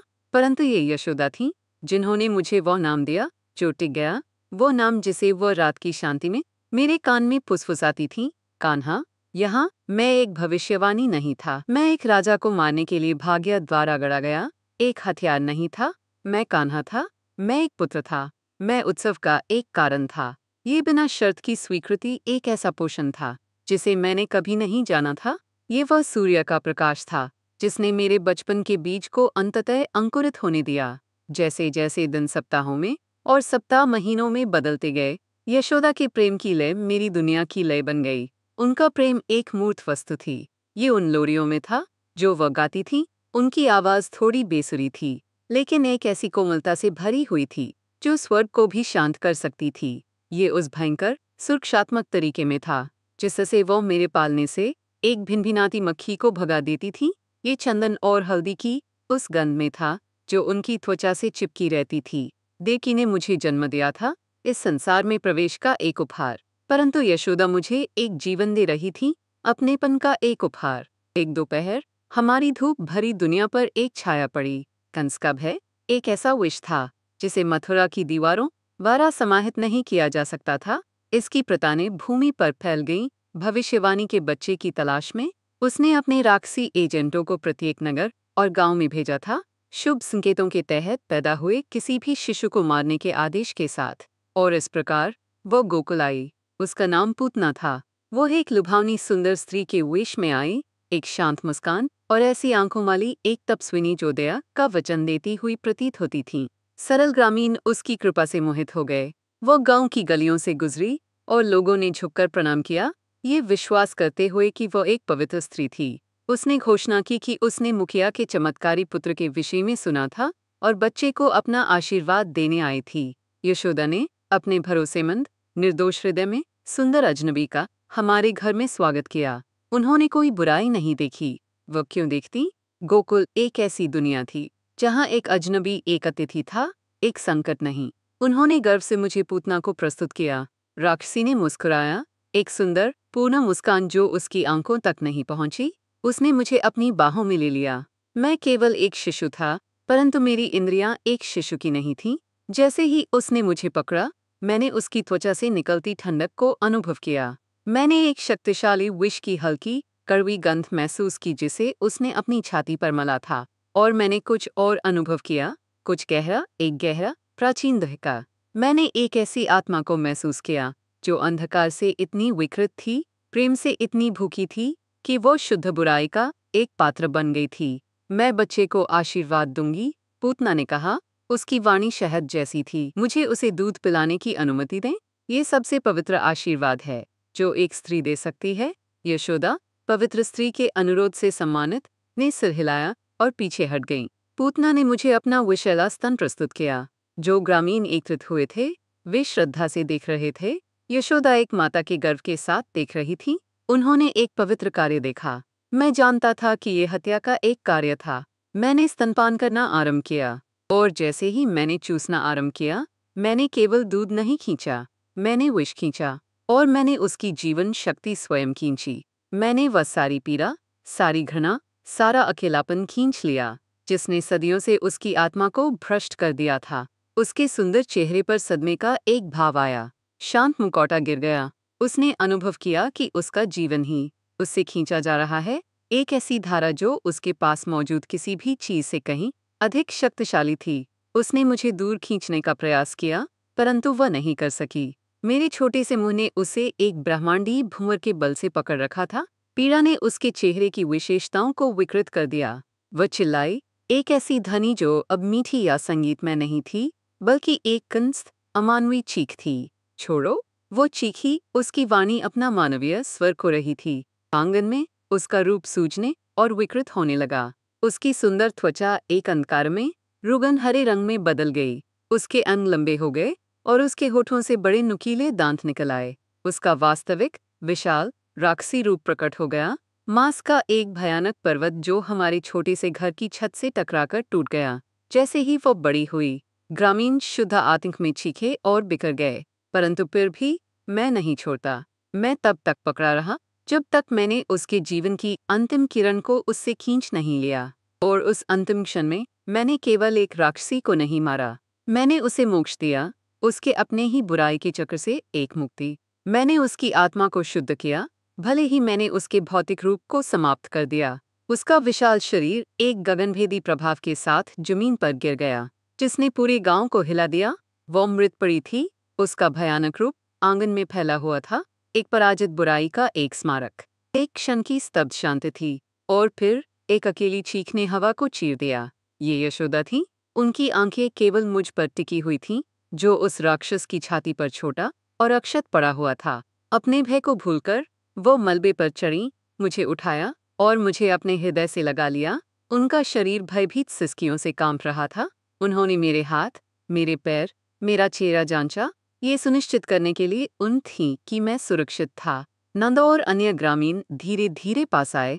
उनके चेहरे विस्मय और आतंक से पीले थे। उन्होंने विशाल शव से लेकर यशोदा की बाहों में छोटे, जीवित शिशु को देखा।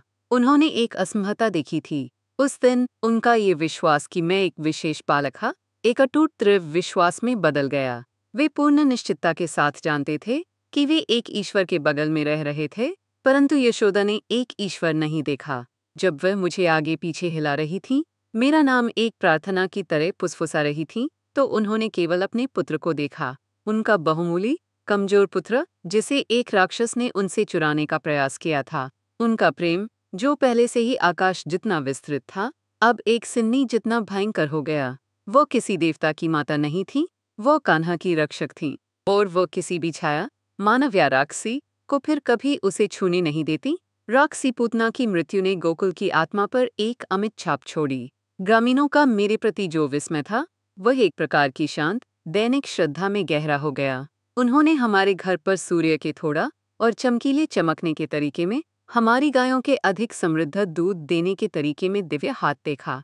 उन्हें सर्वत्र महानता के शकुन दिखाई दिए, परंतु यशोदा के लिए ये घटना मेरी दिव्यता की पुष्टि नहीं थी, बल्कि मेरी कमजोरी की एक भयानक याद थी। उनका प्रेम, जो पहले से ही एक विशाल और असीम महासागर था, अब एक भयंकर, सुरक्षात्मक अंतधारा विकसित कर चुका था। आने वाले दिनों में वो मात्र अनुष्ठान का एक किला बन गई। उन्हें विश्वास था कि राक्षसी की बुरी नज़र बनी हुई है, और उन्होंने मुझे प्रत्येक प्रार्थना और अभ्यास से कवच पहनाने की कोशिश की जो वह जानती थीं।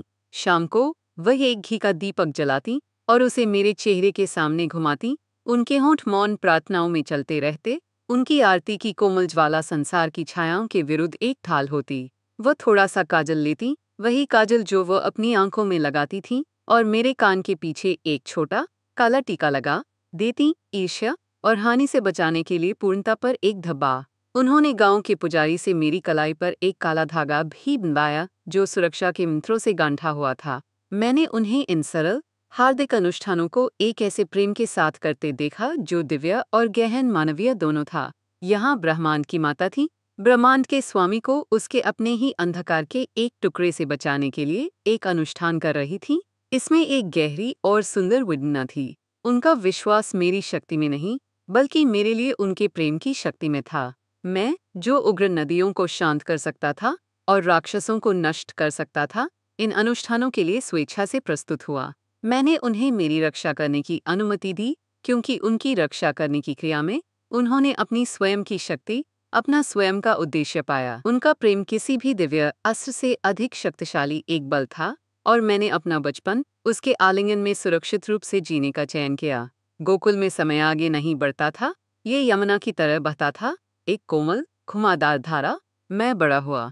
शैशवावस्था के कोमल, असंगठित अंग एक मजबूत जिज्ञासु नन्हे बच्चे की ऊर्जा में बदल गए। मेरे भाई बलराम, जो मुझसे पहले गोकुल आए थे, मेरे निरंतर साथी थे। वो चंद्रमा के एक टुकड़े की तरह गोरे थे, जबकि मैं अमावस्या की रात की तरह सांवला था। वो शक्ति और स्थिरता थे, वो चट्टान जिसके विरुद्ध मेरी शरारत की नदी खेल खेल में टकरा सकती थी। वह मेरे पहले मित्र थे, मेरे पहले विश्वासपात्र, मेरे दूसरे आधे।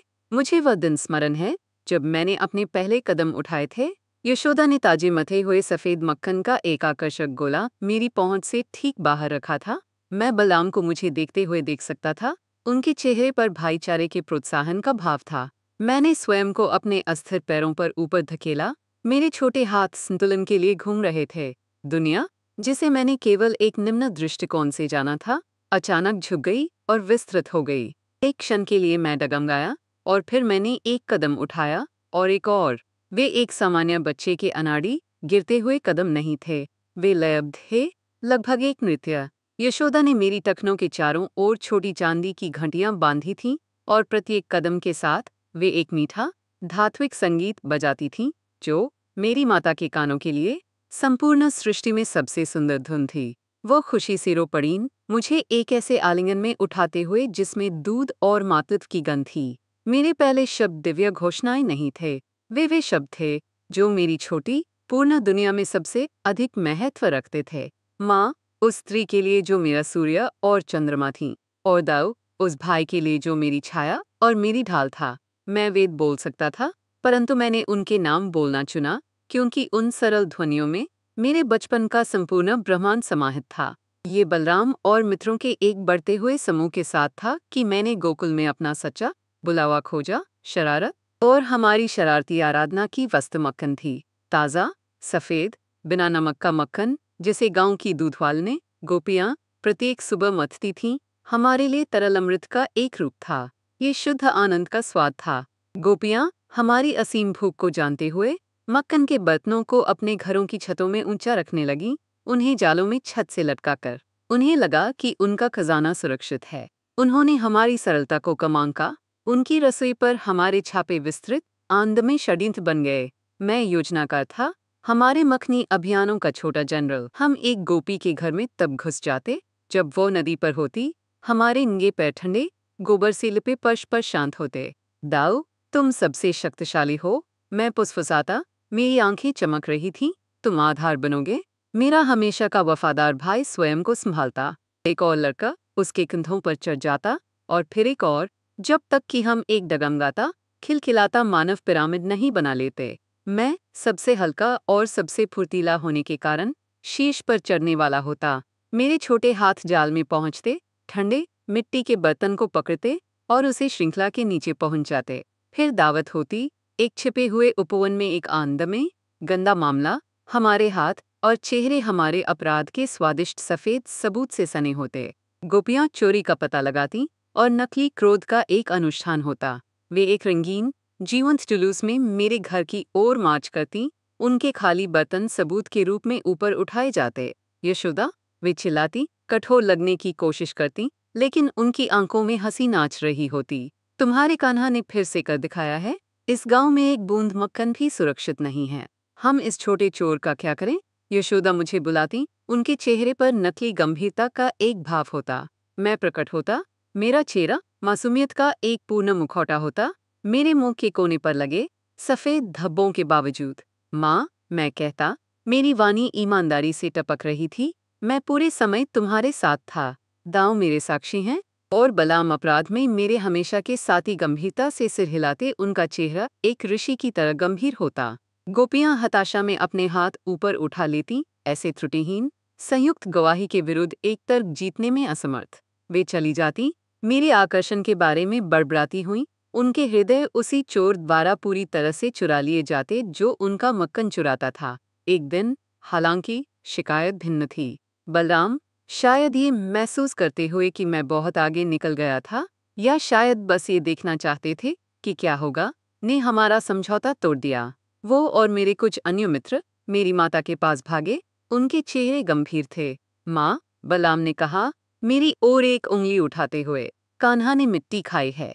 अन्य लड़कों ने भी हाँ में हाँ मिलाई। हाँ, हमने उसे देखा। नदी के किनारे वो अपने मुंह में मुट्ठी भर मिट्टी डाल रहा था। ये एक ऐसा आरोप था जिसे यशोदा अनदेखा नहीं कर सकती थी। गोपियों का मक्खन एक बात थी, ये स्वास्थ्य का मामला था। उनका चंचल मिजाज गायब हो गया। उसकी जगह सच्ची माता चिंता ने ले ली। वह जहाँ मैं खेल रहा था, वहाँ मार्च करती हुई गई। उनके चेहरे पर एक दुर्जय अभिव्यक्ति थी। उन्होंने मुझे बांध से पकड़ लिया। उनकी पकड़ मजबूत थी। कान्हा, क्या तुमने मिट्टी खाई? उन्होंने मांग की। क्या तुम्हारे भाई जो कह रहे हैं वह सत्य है? मैंने उन्हें ऊपर देखा। मेरी आंखें एक सावधानीपूर्वक गड़ी गई, मासूमियत से चौड़ी थी। मैंने अपना सिर हिलाया। मुझसे झूठ मत बोलो, उन्होंने कहा। उनकी वाणी कठोर थी। मैं स्वयं देखूंगी। अपना मुंह खोलो, अभी। मैंने अपने भाई को देखा, जो अपराधबोध और प्रत्याशा के मिश्रण से देख रहा था। मैंने अपनी माता को देखा। उनका चेहरा प्रेमपूर्ण चिंता का एक मुखौटा था। एक धीमी, शरारती मुस्कान मेरे चेहरे पर फैल गई। मैं जानता था कि उन्हें क्या देखने की आवश्यकता है। ये सत्य नहीं कि मैंने मिट्टी खाई थी या नहीं, बल्कि ये सत्य कि मैं कौन था। एक ऐसा सत्य जिसे उनका हृदय जानता था, परंतु उनका मन निरंतर, प्रेमपूर्वक भूल जाता था। मैंने अपना मुंह खोला। यशोदा अंदर झांकने के लिए आगे झुकी, एक मैली जीभ देखने की उम्मीद में। जो उन्होंने देखा, उसने उनकी श्वास रोक दी।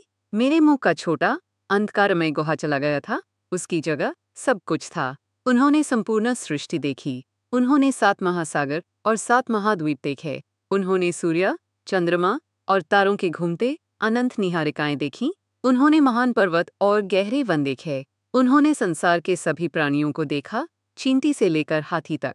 और एक चक्करदार, भयानक रस्योद्घाटन के क्षण में उन्होंने संपूर्ण गोकुल को देखा, और उसमें उन्होंने स्वयं को देखा, आगे झुकी हुई, अपने पुत्र के मुंह में झांकती हुई। दुनिया शुद्ध, अग्नि ब्रह्मांडीय ऊर्जा के एक भंवर में विलीन हो गई। उनके पैरों के नीचे की जमीन गायब हो गई। वह निराधार थी। मेरे अस्तित्व के असीम महासागर में बहती चेतना का एक छोटा सा कण, सत्य, अपनी पूर्ण, असहनीय महिमा में उन्हें प्रकट हो गया था। छोटा, सानला लड़का जिसे उन्होंने बांध से पकड़ रखा था, वो उनका पुत्र नहीं था। वो सब कुछ का स्रोत था। वो पीछे हट गई। एक हाथ उनके मुंह पर चला गया। एक चीख उनके गले में फंस गई। उनका मन एक माता के सरल प्रेम को धारण करने के लिए बना एक पात्र उस अनंत वास्तविकता को समाहित नहीं कर सका जिसे उन्होंने अभी अभी देखा था। उनके आत्म को देखकर मैंने अपना मुंह बंद कर लिया और ठीक वैसे ही वह दृष्टि चली गई। ब्रह्मांड पीछे हट गया।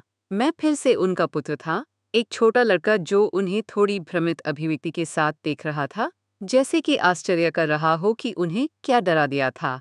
माया का दिव्य पर्दा, मेरी अपनी भ्रम की शक्ति, एक बार फिर उन पर उतर आया। ये दया का एक कार्य था, प्रेम का एक कार्य। उन्होंने पलकें झपकाईं, अपना सिर हिलाते हुए जैसे कि उसे साफ करने के लिए। उन्होंने अभी अभी क्या देखा था? एक अजीब दृष्टि।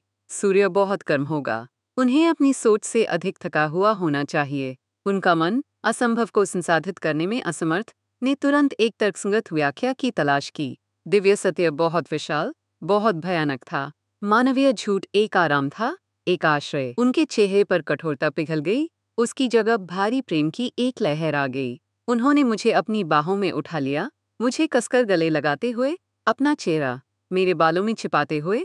वो लड़का जिसने मिट्टी खाई, वो ईश्वर जिसने ब्रह्मांडों को समाहित किया, इससे कोई अंतर नहीं पड़ता था।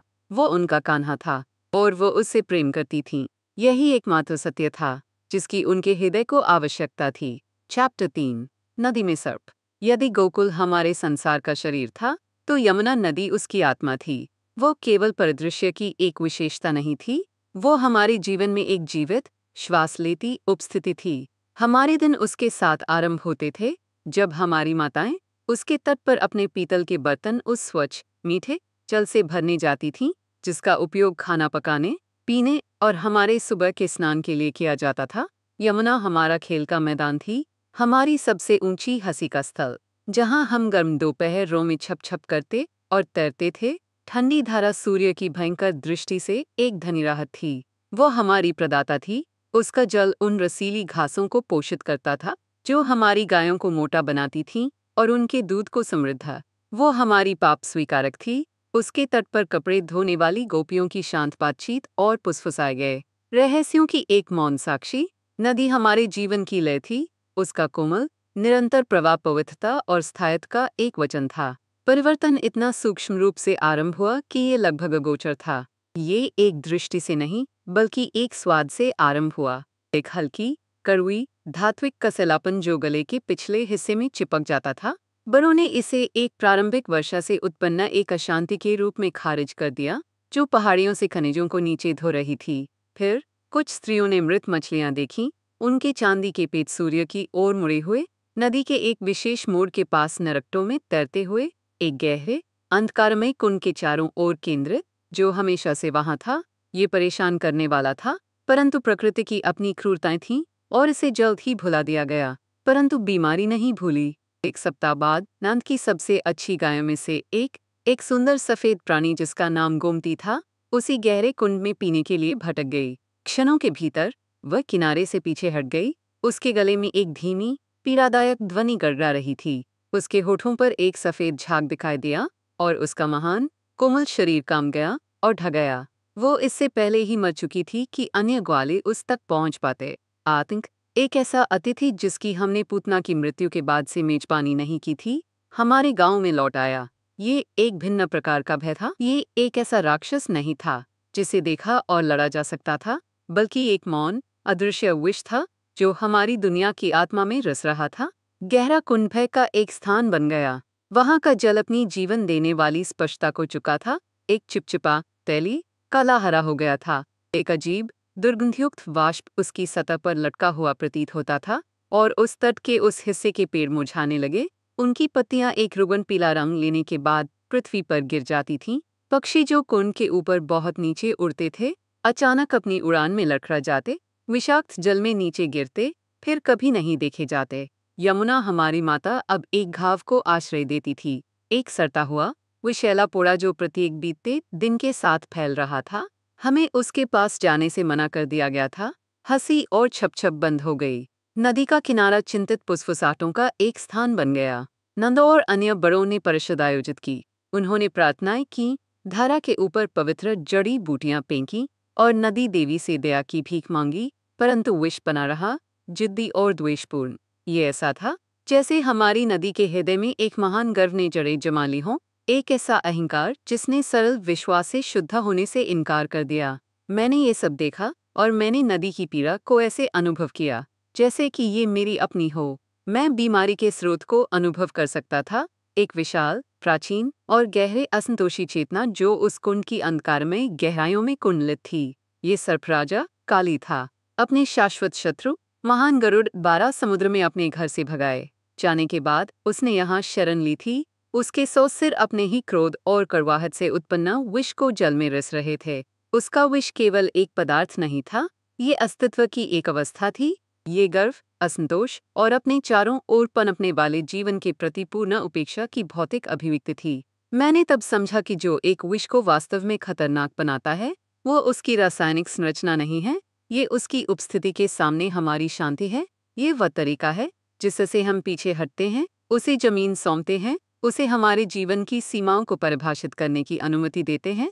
वयस्क अपनी बुद्धिमत्ता और सावधानी में हमें विष के आसपास रहना सिखा रहे थे, परंतु मैं जानता था कि ये एक समाधान नहीं था, ये एक धीमा आत्मसंपन्न था। निर्णायक क्षण एक गर्म, सुस्त दोपहर को आया। हम कपड़े से बनी एक गेंद से पकड़ने का खेल खेल रहे थे, निषिद्ध क्षेत्र से सावधानीपूर्वक दूर रहते हुए। खेल सामान्य से थोड़ा शांत था। विषैले कुंड की छाया हमारे उत्साह को कम करती हुई प्रतीत होती थी। एक छोटा लड़का जिसका नाम सुबल था, मेरे सबसे प्रिय मित्रों में से एक जंगली थ्रो के लिए ऊंचा पहुंचा। उसने गेंद पकड़ ली लेकिन अपना संतुलन खो दिया। घास वाले किनारे से नीचे नदी के किनारे की ओर लुढ़क गया। वह गिरा नहीं, परंतु वह उस दूषित कुंड के इतना पास लुढ़क गया कि उसकी सतह से उठने वाले विषैले धुएं ने उसे घेर लिया। उसने एक छोटी, घुटी हुई चीख निकाली। उसका चेहरा तुरंत एक पीला, नीला रंग का हो गया। उसकी आंखें उसके सिर में पीछे चली गईं और उसका छोटा शरीर ढीला पड़ गया। वह बेहोश हो गया था। हम में से बाकी लोगों से आतंक की एक सामूहिक चीख उठी। बलराम, रोष की एक गर्जना के साथ प्रतिक्रिया करने वाले पहले थे। वह खतरे की परवाह के बिना किनारे से नीचे दौड़े और सुबल के बेहोश रूप को वापस चरागाह की सुरक्षा में खींच लिया। हम अपने गिरे हुए मित्र के चारों ओर भीड़ लगा गए, उसके चेहरे पर पंखा करते हुए, उसका नाम पुकारते हुए। उसकी श्वास उथली थी, उसके होंठ नीले थे। उसे वहां लेटे हुए, इतना छोटा और स्थिर देखकर मेरे भीतर एक आग प्रज्वलित हो गई। ये अब एक बीमार गाय या पीके पानी का एक धब्बा नहीं था, ये मेरा मित्र था। ये मेरे गांव की हंसी थी जिसे शांत किया जा रहा था। ये वो विष था जो अब अपने कुंड में रहने से संतुष्ट नहीं था, बल्कि सक्रिय रूप से हमारे फेफड़ों से श्वास चुराने के लिए पहुंच रहा था। शांति का समय समाप्त हो गया था। समस्या के आसपास रहने का समय समाप्त हो गया था। मैं उठ खड़ा हुआ। मेरे सभी मित्र सुबल पर केंद्रित थे, परंतु बलराम ने मेरे चेहरे पर भाव देखा।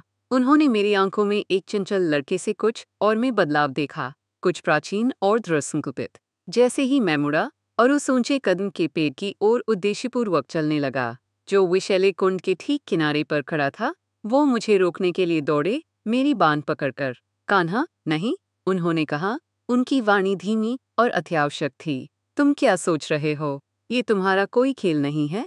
तुम सही हो, दाऊ? मैंने उत्तर दिया। मेरी वाणी शांत लेकिन स्पष्ट थी। मेरी आंखें कभी भी काले पानी से नहीं हटी। ये एक खेल नहीं है। हमारी नदी मर रही है। हमारे मित्र बीमार पड़ रहे हैं। हम एक कब्रिस्तान के बगल में खेलकर ये दिखावा नहीं कर सकते कि हम अभी भी एक खेल के मैदान में हैं, परंतु तुम वहां अंदर नहीं जा सकते। बलराम ने जोर दिया। उनकी पकड़ मजबूत हो गई। उन्हें किसी और से अधिक मेरी शक्ति का ज्ञान था, परंतु उन्हें एक भाई का सुरक्षात्मक भय भी था। उस पानी में मृत्यु है। नहीं, मैंने कहा, धीरे से उनका हाथ अपनी बांध से हटाते हुए। वह गर्व है, और गर्व को विनम्रता सिखाई जानी चाहिए। मैंने उन्हें वहीं खड़ा छोड़ दिया और कदम के पेड़ पर चढ़ना आरंभ कर दिया। मेरी हरकतें तेज और निश्चित थीं। इस हंगामे ने अब तक पूरे गांव का ध्यान आकर्षित कर लिया था। जैसे ही उन्हें पता चला कि मैं क्या कर रहा हूँ, भीड़ में से चिल्लाने और चीखने की एक लहर दौड़ गई। उन्होंने अपने मुखिया के छोटे, सांवले लड़के को एक ऐसे पेड़ पर चढ़ते देखा जहां से गिरने का अर्थ निश्चित मृत्यु था। कृष्ण, ये ध्वनि एक हृदय उद्धारक चीख थी। ये मेरी माता यशोदा थी जो नदी के किनारे की ओर दौड़ रही थी। उनका चेहरा शुद्ध आत्मा का एक मुखौटा था। नंद उनके ठीक पीछे थे। उनका चेहरा पीला और गंभीर था। मैं एक ऊंची शाखा पर पहुंचा जो विशैले कुंड के ठीक केंद्र पर लटकी हुई थी। मैं वहां खड़ा था, दोपहर के आकाश के विरुद्ध एक छोटा सा सिलहूट। मैंने नीचे देखा, गंदे पानी पर नहीं, बल्कि अपने लोगों के चेहरों पर। मैंने उनका आतंक देखा। मैंने वह भय देखा जो हफ्तों से उनके जीवन को विषैला कर रहा था। और मैंने अपनी माता की आंखों में प्रेम देखा, एक ऐसा प्रेम जो इतना शक्तिशाली था कि ये स्वयं में एक प्रार्थना थी। उनकी चीख मुझ तक फिर पहुंची, एक हताश विनती, कान्हा, मेरे पुत्र, नीचे आओ। मैंने उन्हें मुस्कुराकर देखा, एक आश्वासन, एक वचन की मुस्कान। मेरे खेलने का बचपन अब समाप्त हो गया था। मेरे उद्देश्य का जीवन आरंभ हो रहा था। ये पहली सच्ची परीक्षा थी। और फिर मैंने छलांग लगाई। एक अकेले, शाश्वत क्षण के लिए मैं आकाश और जल के बीच निलंबित था। सूर्य के विरुद्ध एक छोटा, अंधकारमय शरीर, विष के हृदय की ओर डूबता हुआ। गांव से एक सामूहिक हंफ उठी, एक ही बार में 1000 हृदयों के टूटने की ध्वनि। फिर मैं पानी से टकराया और काला, विशैला कुंड ऊपर की ओर ऐसे फट गया, जैसे कि उसमें एक पर्वत गिर गया हो। चैप्टर 4। राधा की ध्वनि। काली की पराजय ने नदी को शुद्ध कर दिया, परंतु इसने मेरे बचपन को सूक्ष्म रूप से विषैला कर दिया। वृंदावन की आंखों में मैं अब केवल उनका कान्हा, शरारती मक्खन चोर नहीं था, मैं उनका उद्धारकता था। मैं वह लड़का था जिसने मृत्यु पर नृत्य किया था और जीत हासिल की थी। विस्मय एक ऐसी दीवार है जिसके पीछे रहना कठिन है, और ये मेरे चारों ओर उठने लगी, ईंट तर अदृश्य ईंट। वयस्क जो कभी मेरे बाल सहलाते थे और मुझे स्नेहपूर्ण झुंझलाहट के साथ डांटते थे, अब अक्सर मेरे पास आने पर चुप हो जाते थे। वे श्रद्धा में अपने हाथ जोड़ लेते, उनकी आंखें एक ऐसी भक्ति से भरी होती थीं जो कंस के किसी भी राक्षस से अधिक भारी लगती थी। गोपियाँ जो कभी मुझे डरनों से दौड़ाती थीं, अब अपनी आंखों में प्रार्थनाएं लेकर मेरे पीछे दौड़ती थीं। उनका चंचल स्नेह एक नई, पूजनीय दूरी के साथ रंगा हुआ था। मेरे मित्र अभी भी मेरे मित्र थे, परंतु हमारे खेलों में भी एक नया सम्मान था। वे हमेशा मुझे नेता बनाते। वे हमारी कुश्ती मैचों में मुझे कभी भी उतनी जोर से नहीं पकड़ते। मैं अभी भी उनके साथ था, परंतु मैं अब उनमें से एक नहीं था। एक अजीब, खोखला अकेलापन उन स्थानों पर गूंजने लगा जहां कभी आसान, सरल प्रेम रहता था। इस नए अकेलेपन ने मेरी बांसुरी में अपनी वाणी पाए। जो धुनें मैं चरागाहों में और अब शुद्ध यमुना के चांदनी तटों पर बजाता था, वे बदलने लगी। वे अभी भी सुंदर थीं, परंतु उनमें लालसा का एक नया धागा बुना हुआ था। सुर एक ऐसे आनंद की बात करते थे जो केवल अनुभव नहीं किया जाता था, बल्कि स्मरण किया जाता था। संगीत एक प्रश्न बन गया, दुनिया में भेजी गई एक पुकार, जो एक उपासक की नहीं, बल्कि एक साक्षी की तलाश में थी। ये एक ऐसी आत्मा की तलाश थी जो सुरों के बीच की शांति को सुन सके, एक ऐसी शांति जिसमें वह लड़का था जो मैं अभी भी था। मैं उसे जानता था, निस्संदेह, जिस तरह एक गांव अपने सभी बच्चों को जानता है। उसका नाम राधा था। वही पड़ोसी गांव बरसाना से थी, वृषभानु की पुत्री, एक सम्मानित बुजुर्ग। मैंने उसे त्योहारों और बाजारों में देखा था, शांत, दीप्तमान कृपा की एक आकृति। वो अन्य गोपियों की तरह नहीं थी, जहां वे जीवंत, अभिव्यंजक भावना की एक नदी थी। वह एक गहरी, स्थिर झील थी। उसमें एक आत्मनिहित शांति थी, एक ऐसी शांति जो खाली नहीं, बल्कि भरी हुई थी। उसके प्रति मेरी जागरूकता, हालांकि, वास्तव में एक शाम गोधूली बेला में आरंभ हुई। मैं एक बरगद के पेड़ की एक नीची लटकती शाखा पर बैठा था। मेरे पैर पानी के ठीक ऊपर लटक रहे थे। मेरी बांसुरी मेरे होठों पर थी। मैं एक विशेष रूप से उदास धुन बजा रहा था, एक ऐसा गीत जो उस दिन की मुस्कुराती श्रद्धा और उससे उत्पन्न हुए अकेलेपन से जन्मा था। जैसे ही अंतिम सुर बैंगनी गोधूली में विलीन हो गया, मैंने हवा में एक परिवर्तन अनुभव किया। इसके बाद जो शांति हुई वे भिन्न थी। ये ध्वनि का अभाव नहीं था, ये एक उपस्थिति थी, एक श्रवण। मैंने नदी के पार देखा। वह वहां थी, तमाल के पेड़ों के एक उपवन के पास खड़ी थी। वह एक पानी का बर्तन भर रही थी, परंतु रुक गई थी। उसका कार्य भूल गया था। वह मुझे नहीं देख रही थी। उसकी दृष्टि अंदर की ओर निर्देशित थी। उसका शरीर पूर्ण रूप से स्थिर था। उसका संपूर्ण अस्तित्व उस संगीत में अवशोषित प्रतीत होता था जो अभी अभी समाप्त हुआ था। वह केवल सुर नहीं सुन रही थी, वह धुन की आत्मा को श्वास ले रही थी। उसकी स्थिरता में मैंने किसी भी तालियों से अधिक गहरा एक प्रतिसाद अनुभव किया, किसी भी बातचीत से अधिक अंतरंग एक संवाद। मैंने पहली बार वास्तव में सुना हुआ अनुभव किया। हमारी पहली वास्तविक भेंट कोलाहल के हृदय में होली के दौरान हुई।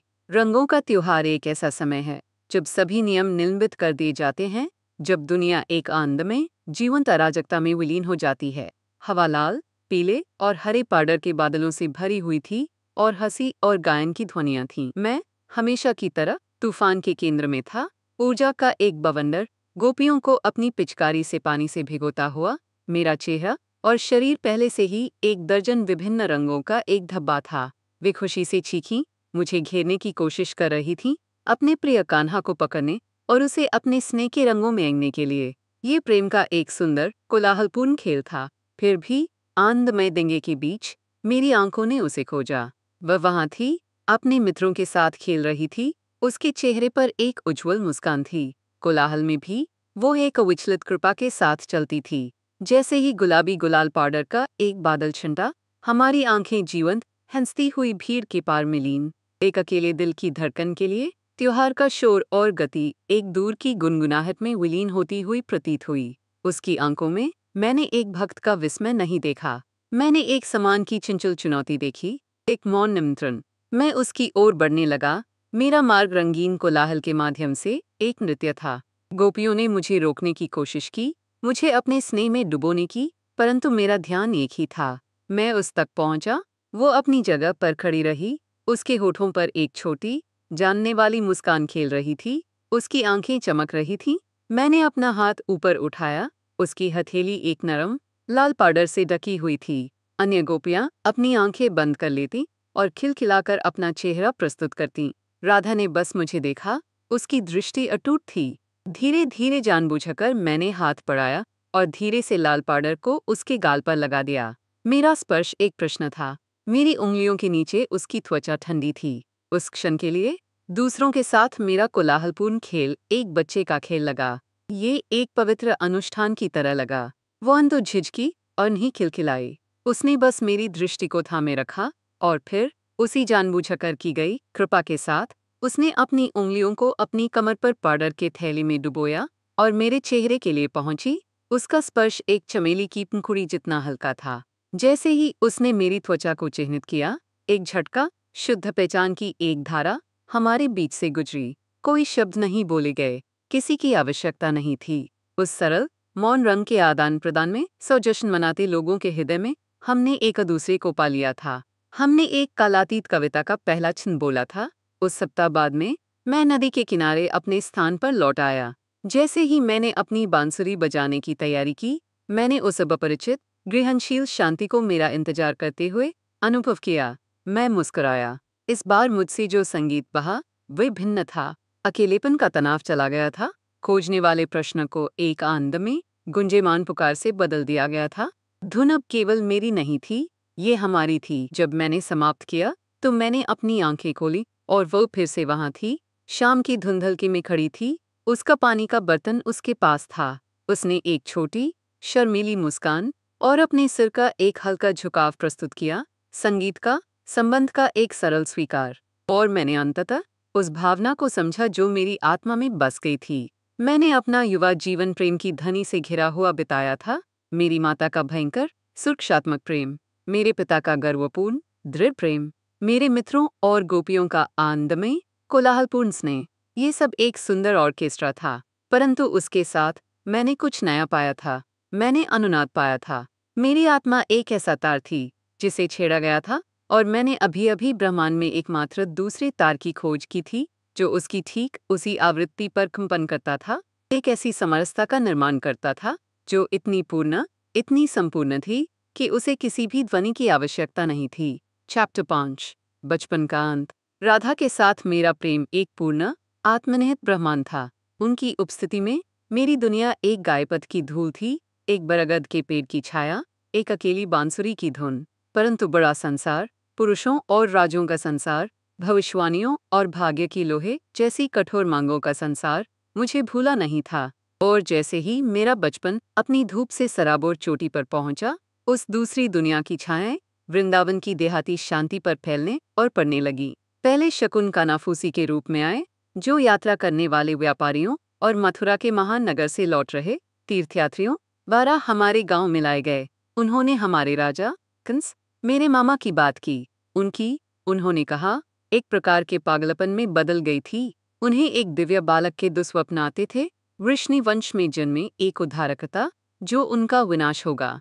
उसके जासूस सर्वत्र थे। उसने यादव रेसों, हमारे अपने संबंधियों पर अत्याचार करना आरंभ कर दिया था, प्रत्येक छाया में विश्वासघात देखते हुए। कहानियों ने एक ऐसे राजा की तस्वीर चित्रित की जो भय के एक कम्बल के नीचे घुट रहा था, हमारी अपनी आनंदमय स्वतंत्रता की दुनिया के लिए एक कठोर और भयानक विपरीत। नंद और अन्य बुजुर्ग इन कहानियों को गंभीर चेहरों के साथ सुनते। वे मुझे देखते, उनकी आंखें एक नई और भयानक चिंता से भरी होती।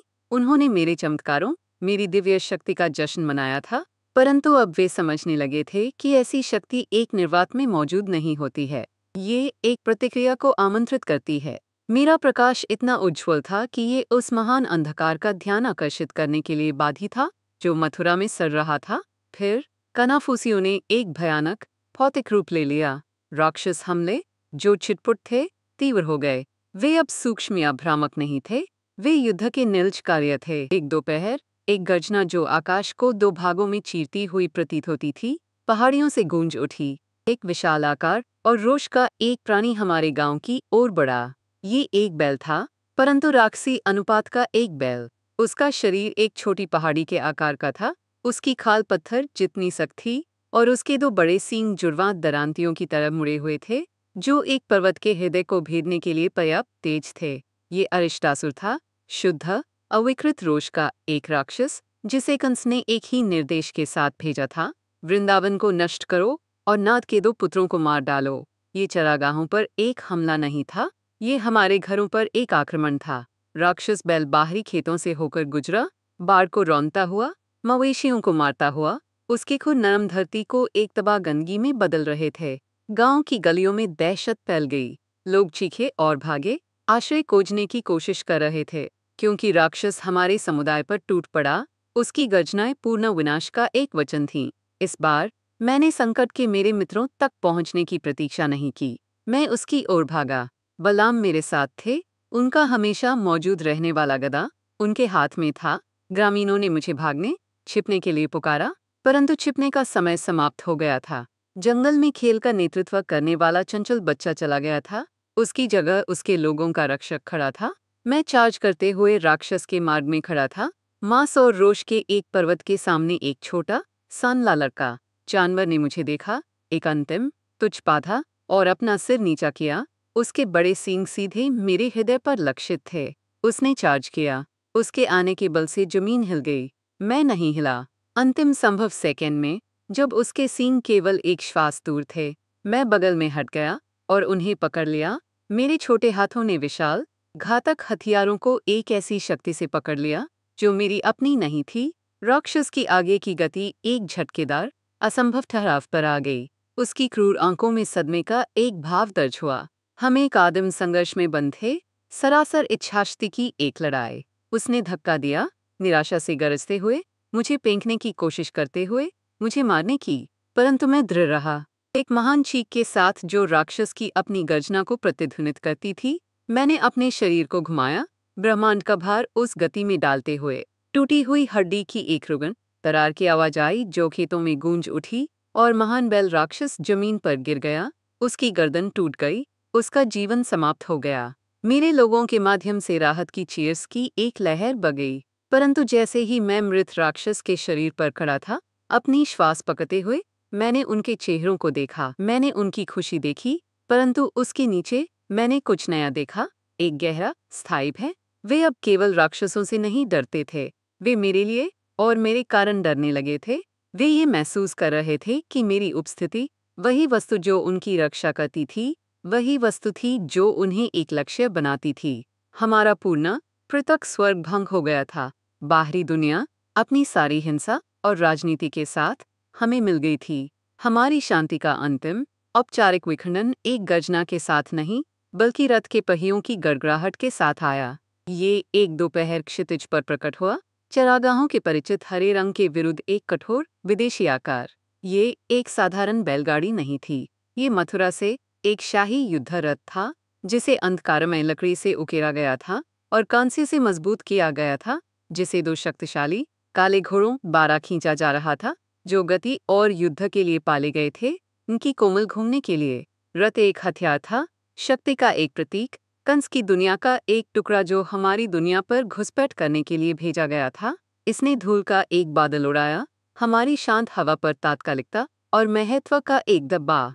रथ हमारे गांव के केंद्र में रुक गया और उससे एक ऐसा पुरुष उतरा जिसका चेहरा परस्पर विरोधी गरिमा का एक चित्र था।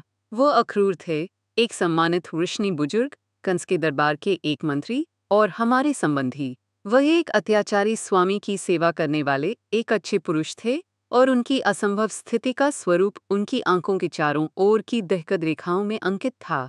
उन्होंने मुझे देखा और उनकी दृष्टि में मैंने एक दूत का अहंकार नहीं, बल्कि एक ऐसी आत्मा की गुप्त अश्रुपूर्ण भक्ति देखी जो ठीक ठीक जानती थी कि मैं कौन था। वह मुझे मेरी अपनी मृत्यु के लिए आमंत्रित करने आए थे और ये कार्य उनके हृदय को तोड़ रहा था।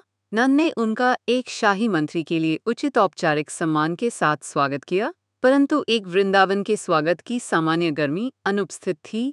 उसकी जगह एक तनावपूर्ण, भयभीत शांति ने ले ली थी। पूरा गांव एकत्रित हो गया, देख रहा था, ये महसूस करते हुए कि ये क्षण एक मोड़ था, एक ऐसे भाग्य का आगमन जिसे वे अब और नहीं टाल सकते थे। औपचारिकताएं पूरी होने के बाद अक्रूर ने अपना संदेश दिया। उनकी वाणी स्थिर थी, परंतु मैं उसके नीचे का कंपन सुन सकता था। राजा कंस मथुरा में एक महान धनुष्यज्ञ समारोह, एक धनुष्यज्ञ आयोजित करने वाले थे।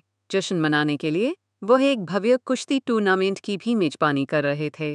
अक्रूर ने औपचारिक रूप से राजा के नाम पर नद के दो वीर पुत्रों, शक्तिशाली बलराम और प्रसिद्ध कृष्ण को राजा के सम्मानित अतिथियों के रूप में उत्सव में भाग लेने के लिए आमंत्रित किया। शब्द शाही शिष्टाचार के रेशम में लिपटे हुए थे, परंतु उपस्थित सभी ने उनके लोहे जैसे कठोर, घातक इरादे को अनुभव किया। ये एक सम्मान था, एक निमंत्रण नहीं। ये एक जाल था जिसे एक सम्मान की तरह चमकाया गया था। गांव के चौक पर एक द्रुत शीतल शांति छा गई। सूर्य चमक रहा था, परंतु वृंदावन के लोगों के लिए एक अचानक, भयानक ग्रहण अभी अभी आरंभ हुआ था। मेरा बचपन आधिकारिक तौर पर समाप्त हो गया था।